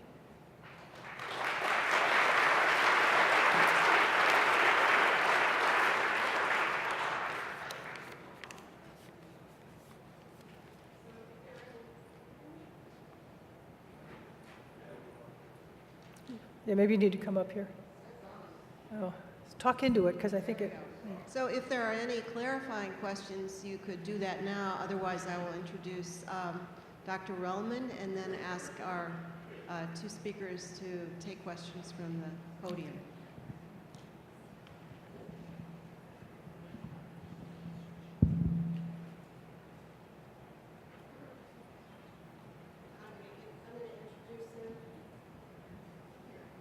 Why don't you come up?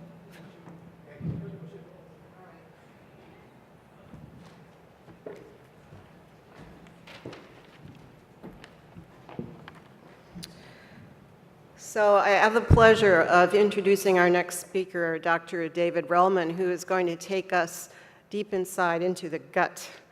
Dr. Relman is the Thomas and Joan Merrigan Professor of Medicine, and he's professor of microbiology and immunology and co-director of the Center for International Security and Cooperation at Stanford University. He's also chief of infectious diseases at the Veterans Affairs Palo Alto Healthcare System. And his research focuses on the human indigenous microbiota that in the identification of previously unrecognized microbial agents of disease. He has advised the U.S. government on emerging infectious diseases, human microbe interactions, and future biological threats.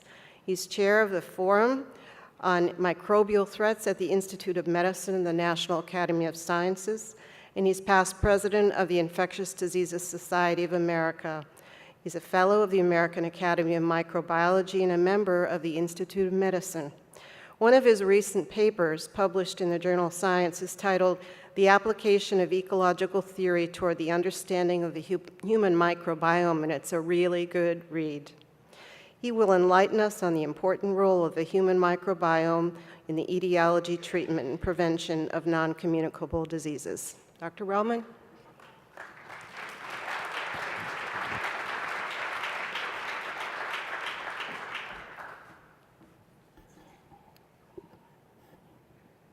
Thank you very much. I very much appreciate the opportunity to join you here today. It's an honor, in part to follow Peter Piot, but also to join all of you here for what I think is a very important set of issues and questions.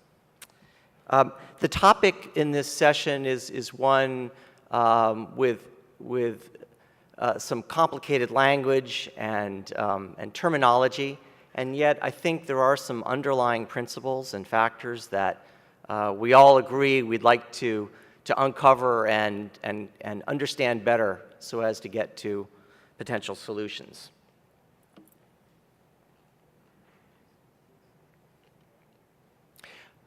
I am going to begin by saying a little bit about what it is that we refer to when we talk about the human microbiome and why it may deserve a place at the table in a discussion about non-communicable diseases.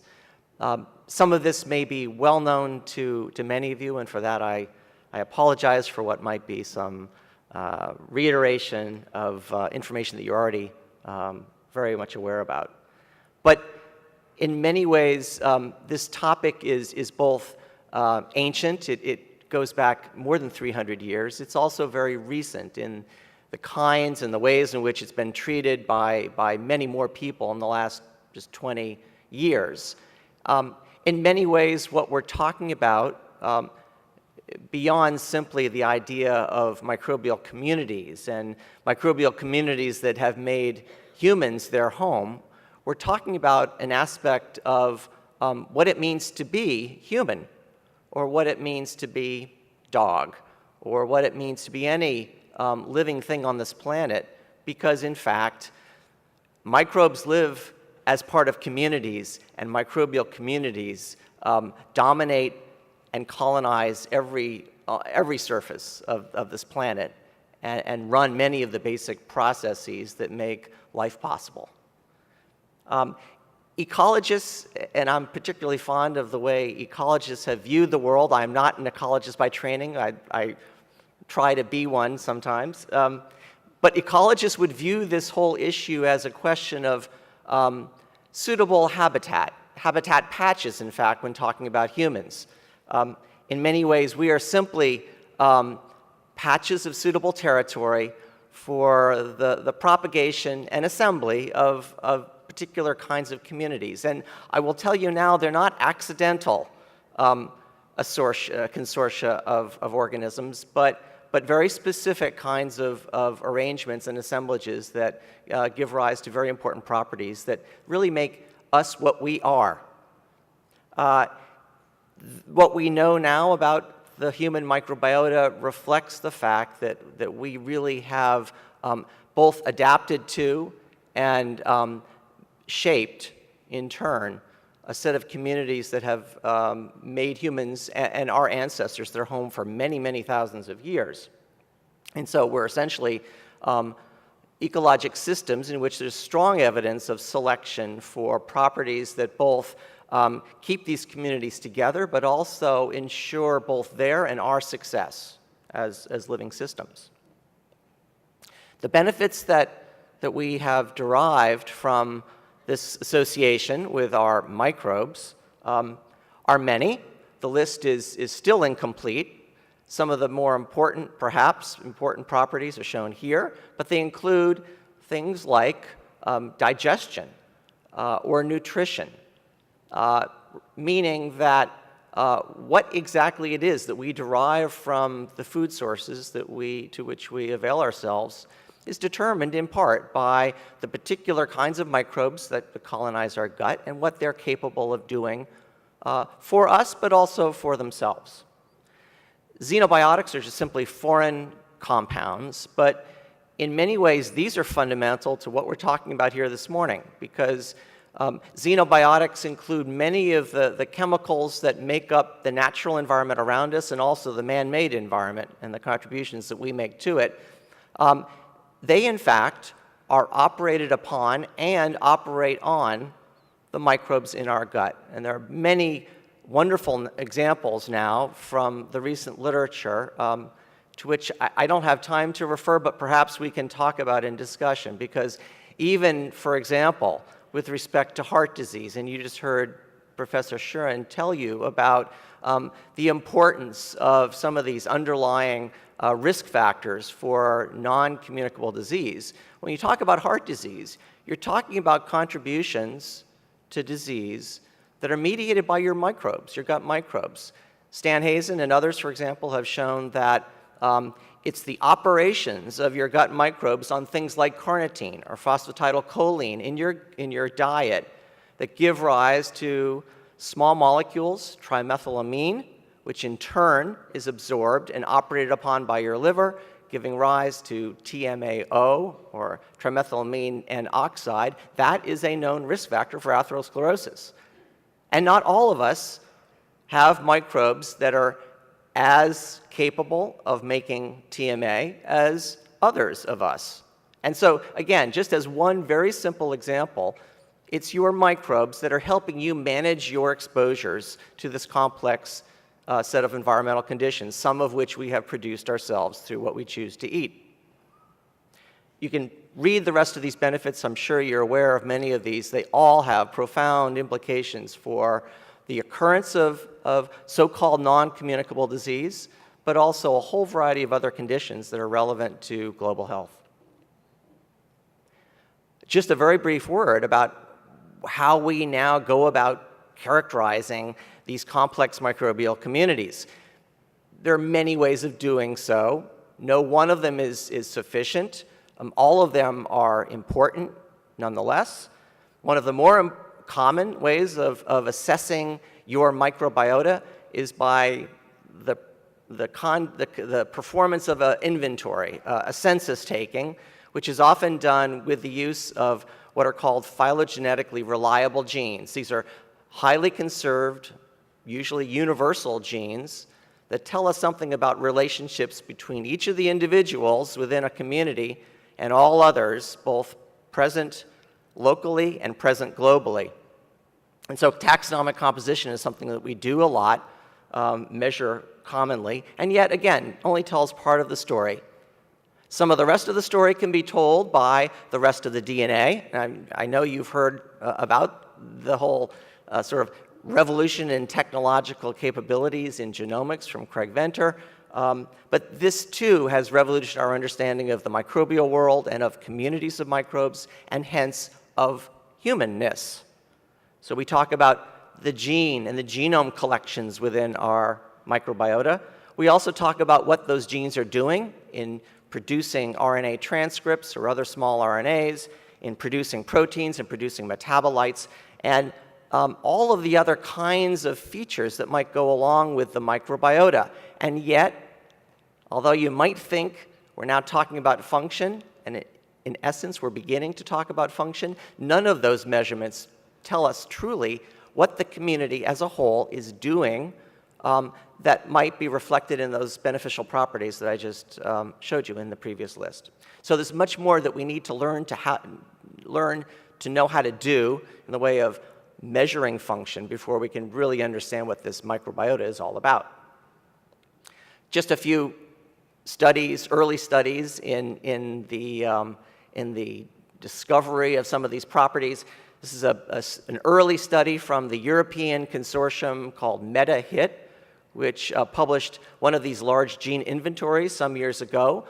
Of interest, perhaps of surprise to many, was the simple numerical fact that each of us has about 500,000 unique genes, microbial genes, in our gut, in contrast to the perhaps 20, 21,000 that we call human.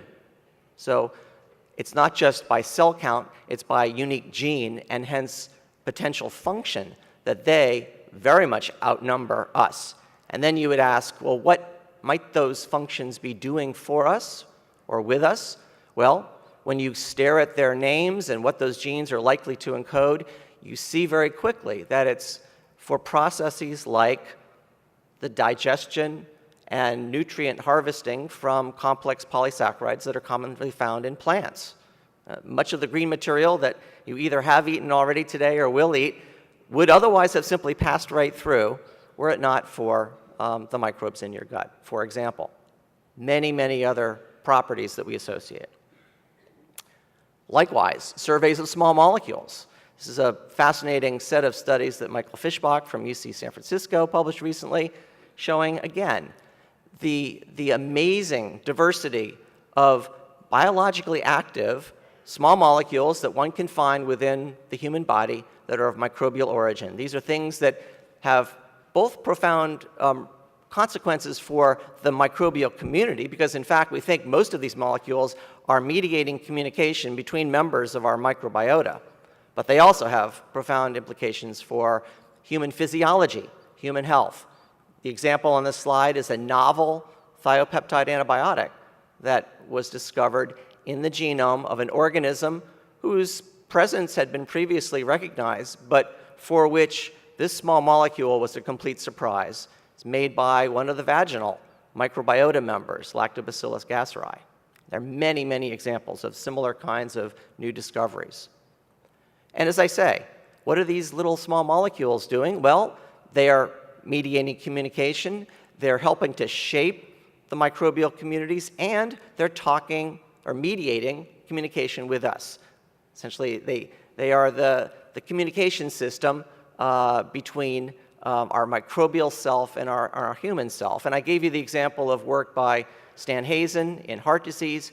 There are many other examples where small molecules made in the gut pass through the gut barrier, are absorbed specifically, even acted upon in the gut wall or in the liver or elsewhere, and now mediate all kinds of important processes, including the regulation of intermediary metabolism and perhaps key roles in defining who develops metabolic syndrome and diabetes.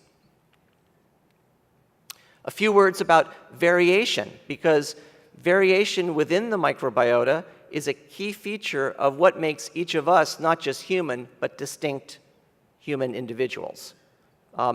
We know, for example, that one of the strongest determinants of variation in the microbiota is determined by body site, or specific geographic location of the microbiota within the human body. These are data, they're actually little circles, colored circles on a slide, but they reflect the overall composition of each of a whole series of clinical samples that were taken from 12 healthy adults from multiple body sites. And their position on this so-called principal coordinates plot is an indication of how closely related those overall compositions are to each other. The closer the little circles, i.e. the specimens, the samples are to each other, the more similar are their compositions, their microbial compositions. And so now you see, colored by body site, a tight clustering of samples in the upper left, blue. Those are samples of fecal material, poop from these individuals. They're all much more like each other than they are to the samples that came from other body sites. Likewise, the green ones, the ones from the mouth, or the vast sort of display of samples from the skin or hair. And so one of the major conclusions from this study in 2009 was body site determines very much the nature of the composition of the microbiota. Well, body site is one feature.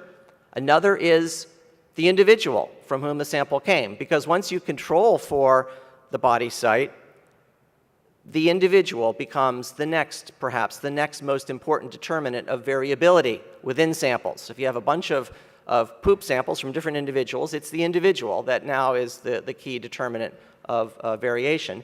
And that individuality emerges very early in life, surprisingly. This was a display or an analysis that we undertook some years ago in babies who were followed during the first year of life. These squares on the checkerboard display are Pearson correlation scores. The brighter the white, the stronger the correlation between any pair of samples. And we're looking now at the similarity in the taxonomic composition of poop samples from each of these 14 babies. The fact that you see bright white squares marching down the diagonal is a strong indication that it was the samples from the same baby that were much more like each other than they were to samples from any other baby. And the only exception is down at the far bottom right corner, where babies 13 and 14 had samples almost indistinguishable from each other, and they happened to be the only twins in the study.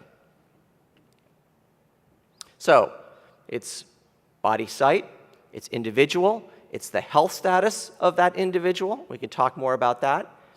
It's host genetics, and you note that I've already spoken about individual, but genetics is only part of what it means to be an individual.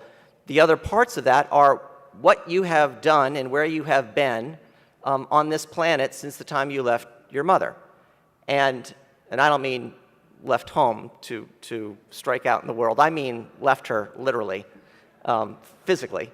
And that's where you see the role of environmental exposures. And we're just now beginning to understand both the importance of individual factors, but also their relative importance in the scheme of what both shapes the microbiota, but also causes lasting impact on that microbiota and its functions for the duration of the subsequent life. Diet, we know, is important. I mentioned the xenobiotics, the chemicals, but the drugs that we take, other forms of disturbance that are part of life. And you can think about tooth cleaning. and toothbrushing if you're concerned and interested in the oral microbiota, but there are lots of other forces of that sort that operate on us in part as a result of our behavior, but also as a part of just the inevitable aspects of daily life. And they too help shape the microbiota, and hence the microbiota us. And then finally at the bottom, time. And I'll simply mention now that when you look at a list like this one, you're already, I think you should be already, thinking about some of the risk factors that you just heard about from Dr. Shuren, but also the other factors that we think about when we consider non-communicable disease and other kinds of chronic disease ailments. So it's not just the fact that these externalities are shaping microbiota, it's then microbiota is in turn shaping the host and hence externalities. It's a two-way street. This is now a whole bunch of little circles and dots. They're all samples. They came from babies that were followed over the first 2 years of life. And they make one very simple point that I just wanted to highlight, which is that the microbiota is evolving quickly over time, especially in those first couple years. On the far left, you see sort of a rainbow of color, and that is a reflection of the fact that samples from the earliest days of life in red are much more similar to each other than they are to samples from subsequent days of life, which are colored, in succession, yellow, greenish, blue. And the reason you see 3 lobes there is because we're following 3 different body sites over time in these babies. And what you're looking at, therefore, is the maturation of the microbiota at each of the body sites during the course of the first 2 years of life. So there are many sorts of very interesting questions that we and many others now are looking at with respect to what further shapes those microbiotas and what consequence that may have for health and disease. So I then want to just emphasize that perhaps what we ought to be thinking about is an ecosystem, and an ecosystem that is in evolution, in maturation during the course of life, and yet, nonetheless, still tends to occupy a similar stable space or a stable state, for much of the time, especially in adulthood, despite the fact that we talk about change all the time. It's clear that for most of you here in this room, your microbiota is much more like your microbiota of yesterday and the week before than you might imagine. For example, there is a relative degree of stability, and what we would now like to understand much better is what are those determinants of stability and what are the kinds of factors, perhaps compounded in some cases, that might lead to a dramatic shift in the makeup and the function of the microbiota, and now the adoption of a new alternative stable state or a different valley on these stability landscapes. So think about that landscape as the system that you need to describe carefully when thinking about what it is that drives the occurrence of any chronic disease, non-communicable disease included. And how do we go about painting that landscape and describing it in succession over time, because it does change. And in this example here, when environment changes, it's not just aging in early life or perhaps later in life, but it's the introduction of a new diet or the introduction of a new shift in lifestyle that might change the landscape and hence cause this system to shift very dramatically into a new stable state, either one that's still associated with health, but perhaps one that is associated with disease. And that's where, again, the ecologists have a great deal to teach us, and Susan already talked about the importance of transdisciplinary thinking, which I think is so important, certainly for our current efforts to understand complex systems like the one I'm describing, but also to understand even the larger meta system, because without the thinking of ecologists, the thinking of environmental scientists, the thinking of immunologists and of epidemiologists, and all of the others represented here and elsewhere that ought to be here, we won't make nearly as much, have as much traction as we might. And then finally, what about disease and the causation of disease if we're talking about microbial communities as part of that story? There's a lot that one could say here. There's a lot that we don't yet understand, and for that reason, thankfully, you won't have to hear me talk too long about this issue, not because I don't think we ought to, but simply because we're so early in our understanding of how microbiota might cause an inflammatory condition, for example. We're not talking about one member, we're talking about the whole community. And there's work now certainly in animal models. This is one. Richard Flavell, Jeff Gordon, a number of people are using animal models to recognize the impact of a community structure on host and host pathology. And this is one example of where you can demonstrate through transfer the effect of a community on inducing inflammation in the gut, for example, or maybe causing breakdown in the gut transport barrier. There are probably many conditions where that principle might hold. That is, the role of a community-wide effect in altering host function in a way that leads to pathology. These are some conditions that we often talk about from the microbiome world. Some of these are certainly relevant to the discussion here this morning. I already mentioned heart disease, chronic heart disease, but again, or atherosclerosis really, but there are many others perhaps that ought to be here simply because microbiota are contributing, not necessarily driving as a major force, but contributing to the story that we want to describe. So maybe we should be thinking about degradation of that fitness landscape that I showed on the schematic, or the loss of resilience, the ability of these communities to recover from a disturbance as a fundamental contributing aspect to chronic disease. But again, are we talking about causal factors or even contributing factors or simply bystander effects even? And that is something that we can't answer so easily. In part, it's because the old postulates for assessing causation do not work so well. I mean, they work fine for many scenarios, but not so much for scenarios where, for example, one cannot necessarily isolate or transfer or then reproduce in a suitable model the phenotype that was originally described, for which causation is of interest. And so we're thinking, all of us are thinking in different ways. For many of you, these are old ways because in the case of epidemiologists and Sir Austin Bradford Hill, it's clear that there already was recognition in the 60s, for example, of what it might take to associate an environmental condition with, for example, cancer. So there may be other ways of organizing our thinking and our studies that would take advantage of these sorts of constructs, where it's not simply the deliberate, uniform application of any one of these criteria, but rather the building of a case based upon as many as one can that would then lead to a story suggestive of causation. And so we and many others are now trying to adopt these same principles to microbiota, where microbiota would be the thing for which associations are being sought, for which consistency, specificity, et cetera, are being assessed. Likewise, issues of temporality, the time relationship, the dose relationship, the anatomic or physical distance relationship, et cetera.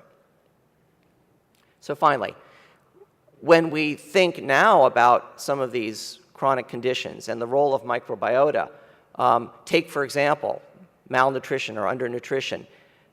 These are complex stories. They involve a number of circumstances. Actually, I apologize because the dark writing is hard to read, but for example, an altered gut permeability barrier. Well, we know that's associated with an altered microbiota, but it's also associated with other factors like recurrent invasive infections by Salmonella or Campylobacter or other invasive bona fide primary pathogens. those infections, primary infections, are also associated with impaired immune responses, which in turn are going to reshape that landscape that I showed you. And so it's not even so much a cycle as it is a hairball of interconnected relationships and dependencies, which shouldn't suggest that any one of these things is not so important. They all are. It's just that untangling the hairball is going to be a much more challenging endeavor. Likewise, the solutions to problems like these. And so perhaps it's not so surprising, certainly not for many of you, that addressing one of those factors, the malnutrition piece, the diet piece, does not necessarily shift the ecosystem out of a valley of disease and undernutrition, but rather it will take multiple kinds of interventions simultaneously to do so. And so finally, I think this is my next to last slide, what would a study design look like? Maybe this is something that we can talk about. I certainly favor, at least in part, the use of longitudinal design, prospective design, incorporating history about the environment, about the individual, about all of the parts of the individual, the parts that I've now told you about, using many kinds of measurements, some of which may not be possible on archive samples that come from some of the wonderful studies that have already been undertaken for other reasons, but nonetheless should guide our design of new studies. We still don't yet know exactly at what temporal scale, so how often should we sample to understand some of these factors, across how many people with what other kinds of data, and then how might we deploy standardized interventions to perturb the system or understand its behavior in a much more deep and robust manner, rather than simply watching a static system follow its natural tendencies. These are all, I think, important notions for what might underlie a study of the sort that we all sort of dream about now, but they're of course difficult, and for that we all need each other, actually. So this is my last slide. I was trained as an infectious disease doctor. I'm now a little bit embarrassed sometimes when I go back and read our textbooks, things I've written, in fact, because we have often talked about the warrior mentality, about, you know, the only good one's a dead one, when we talk about the microbial world. And I'm very much of a different mindset right now, simply because we've woken up to the fact that the vast majority of them are beneficial, the vast majority of them are part of us, and that it's collateral damage that we're now perhaps suffering from as we deployed our well-meaning interventions like antibiotics. And so I'd much rather think about ourselves as park rangers that are responsible for managing a national park whose indigenous species we have to understand and respect and restore when lost, than I am about a warrior that's looking for a scorched earth kind of result. So I'll leave you with that. I very much appreciate those that have come before me here, literally, figuratively, and certainly welcome any questions and comments you might have. Thank you.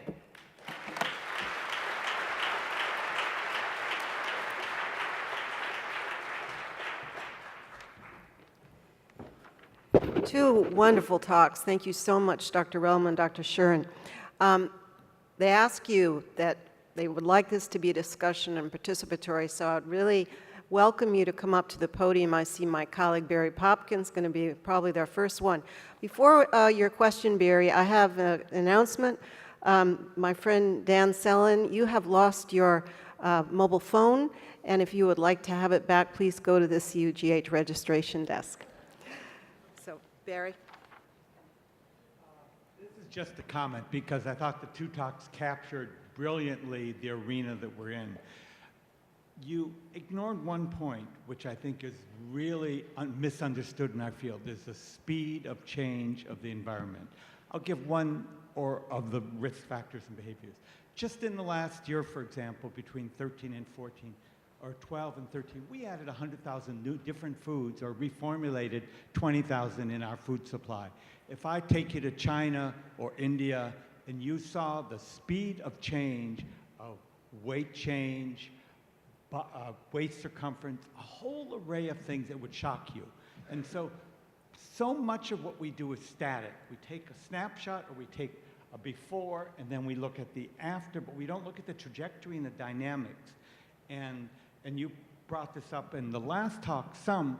This calls for a whole way of thinking about dynamics and what's going on in the low and middle income world that we've hardly begun to understand. I'd like to comment on that for a second. First of all, I agree with it. And you see this very dramatically, really, in many settings that are changing extremely rapidly. We underutilize potential natural experiments in terms of before and after. Every now and then we're able to do, and we did a study, for instance, in Denver when they put in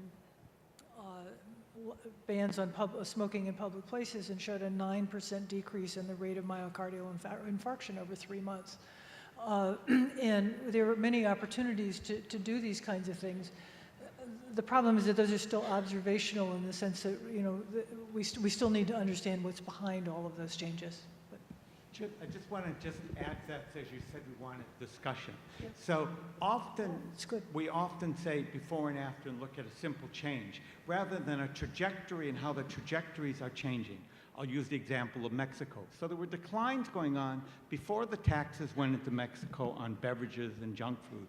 And so what we needed to start looking at is the rate of change of the decline, and did it change further? And we usually don't.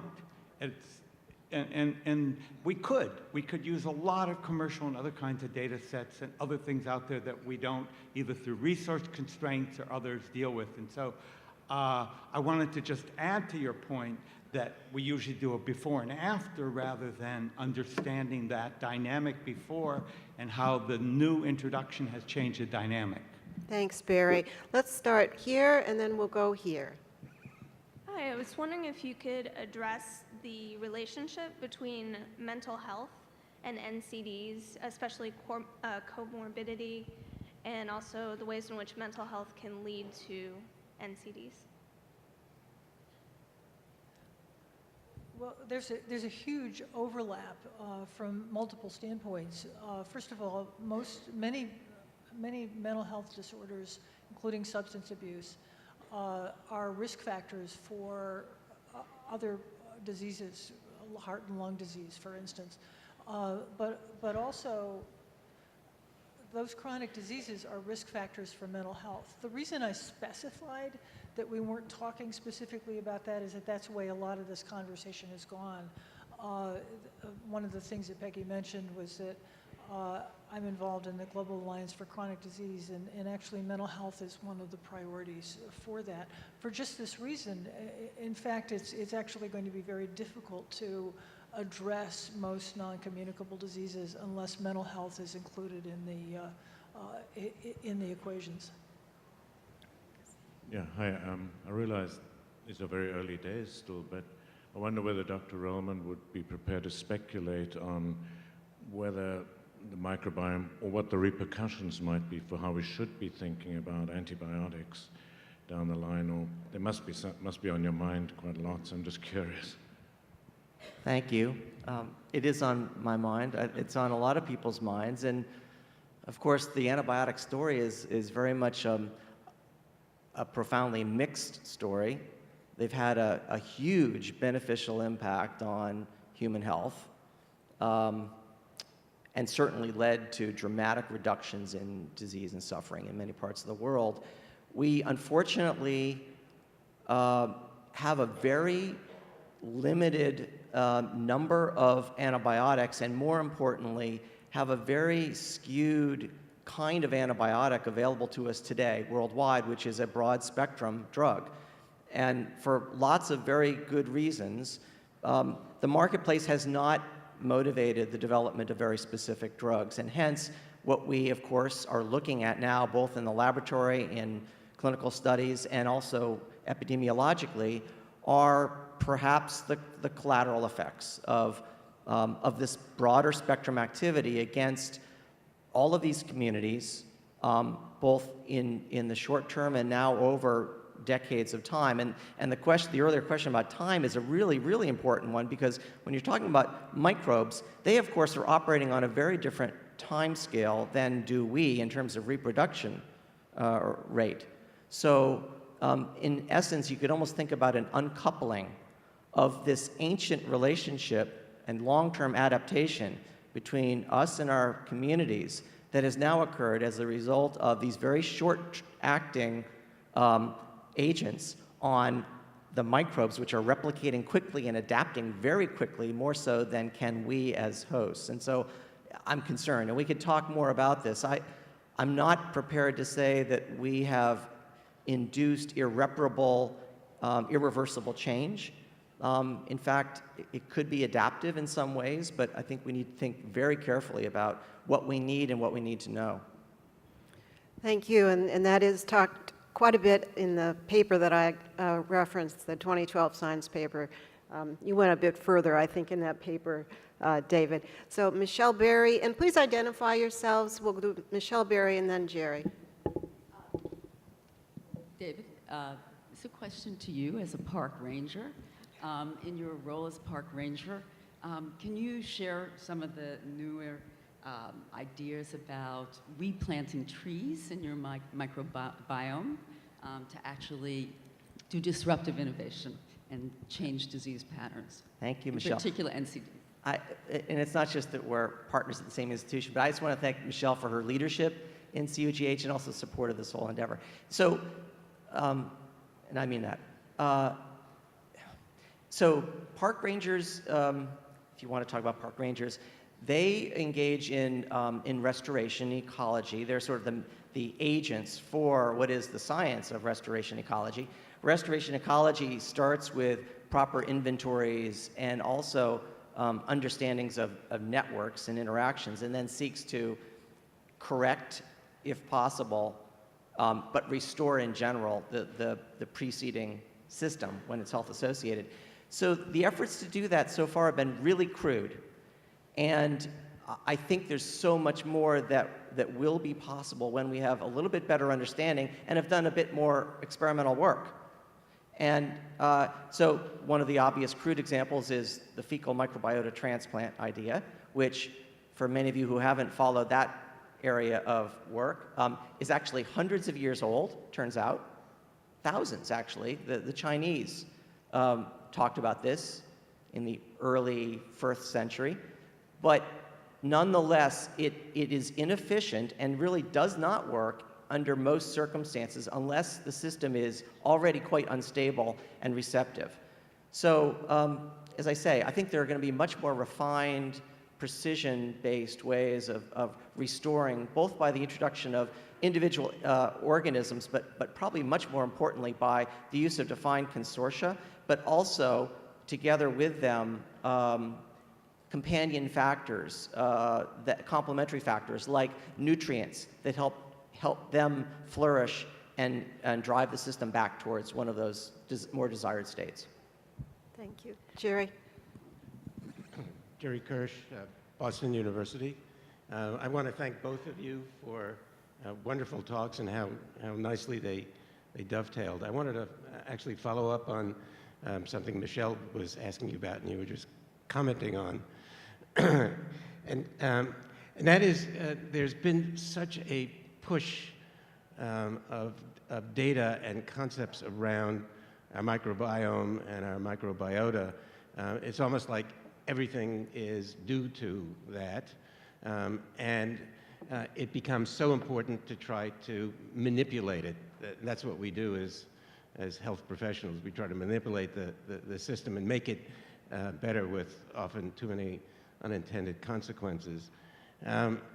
So the issue now around the industry that's starting up around fecal transplants and the ability to obtain material, some of it is going to be standardized and sold, some of it freely available and distributed on through the internet. How do we regulate it? Is this, do we need a new FDA where the F stands for feces? I'm really worried about it, and I just wonder what your thinking is on that, David. So I will have to self-censor a bit because you've offered so many opportunities for for puns, et cetera. And also because I think we don't know. Let me say, and is there anyone here from the FDA? Because I'd love Scott Stibbets here. There are some very thoughtful people who, at the FDA, who are thinking hard about what it might mean to regulate this area of science and clinical practice. Yeah, I think there are going to need to be some important approaches for regulation, or at least oversight. There's potential harm that can result, of course, from transmission of inadvertent pathogens, but also in thinking about what are the longer-term consequences. Now, I think, fortunately, unfortunately, most transplants don't take for most conditions right now. It's, again, in part because we haven't really set the preconditioned the host for proper receptivity, but we'll learn how to do that, and we'll define more precise kinds of communities that are designed for individuals. And then there will be takes. And then we're going to have to think about, now, what kind of new trajectory have you set that host off down? And if you do believe that there are microbiotas associated, for example, with a proclivity for diabetes, have you now traded, a cure for the C. difficile for now a future of enhanced risk for diabetes, et cetera? So, yes, there are some really important questions, and since we're talking essentially about altering the human landscape for individuals for potentially long periods of time, we ought to be thinking about this carefully. Thank you. Here. Yeah, hi. I'm Rick Burzon at the NIH. Thank you, Susan and David, for your talks. I just wanted to ask a question about the elephant in the room, which is funding. Susan, one couldn't listen to your talk without hearing about the paradigm shift that you're suggesting around funding of research into social determinants. This is an enormous field that's growing by the day. It's not particularly something that biomedical research agencies such as the NIH have focused on in the past in terms of their funding. There are other groups that do this, but the association between social scientists and clinical and biomedical researchers has been uneven over the years. I was wondering if you could comment on how we might help funders understand that focusing and addressing research on social determinants in terms of improving people's quality of life and health is a good idea.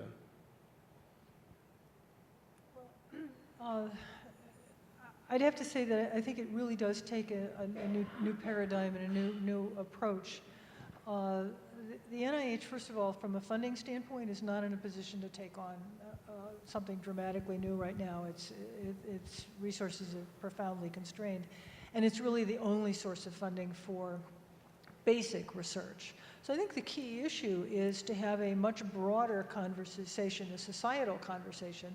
And I think one of the issues from the standpoint of the sociology and anthropologists, which I'm glad we've got an anthropologist at this session, is that we need a broader conversation about what the impacts are, also with an emphasis on the evidence. Because I think there's a lot of research which doesn't necessarily have the kind of impact that it ought to have. And the question is, how can we make some of these fields have the kind of impact that they need to have, so that there's so that it really has the potential to influence public health. So I think it really needs to be a much broader conversation. I think the biomedical researchers need to be a key part of it. And actually my plea, I think at the end, was really that we ought to be the conveners of this. But if we're the only ones driving it, I don't think things are going to change. And I think we really need to have a much broader conversation involving the other sectors, because it's, in general, if you really want to implement something, you engage the people who are most effective in setting the research agenda. And so it's going to need to be a much broader discussion. And then I think if there's a societal commitment to that, then we're going to really have to look at what the sources of funding ought to be. But I think it's different from anything we've done so far. I would just add, I think one answer is that we we know we need multidisciplinary teams to do this kind of work, and that, I think, will really help with the funding agenda. We are at 11 o'clock, and we started 5 minutes late, so I'm going to say we'll do another 5 minutes. We may not get to all of you who are standing here, but we will have a coffee break, and you can talk to our speakers after. So the middle? Sure. Hi, my name is Matt Murphy from Loyola Chicago. So this question is going to be directed to Dr. Shuren also. I was wondering if you could comment on the Health in All Policies agenda, which is a relatively new way of going about creating The Health in All Policies agenda. So the Adelaide Statement and then the Helsinki Framework from 2013, it's a new way to sort of approach multi-sectoral policymaking to address health inequities and the social determinants of health. So I can't comment on that. I'm going to have to. Oh, okay. Maybe you want to talk. Well, I am curious. I was curious to hear what your thoughts might be, because it provides this new and innovative way to approach other sectors outside of the health sector in creating healthy public policies. And again, sort of similar to these other issues we've talked about, lack of evidence. Also, it being a relatively new approach, still has lots of questions around its ability to be operational, to be functional, and how capable the health sector is and the health systems are in engaging other sectors of society in terms of having a healthier approach to policy making. And then I had a similar question or comment in terms of the research around health systems. So it's an important social determinant of health, at least access to them, and what are the barriers to really expanding our knowledge around health systems and promoting the evidence that we have related to them. So thank you. Thank you. Let's take 2 more questions. So here, and then I'm sorry, we're going to have to stop.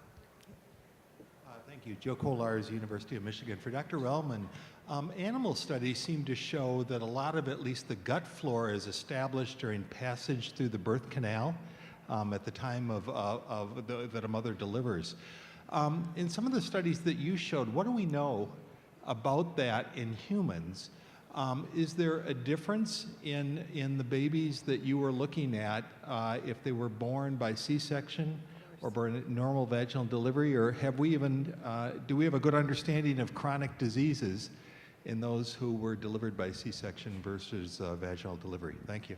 Yeah, so I'll try to be very brief. The answer is yes.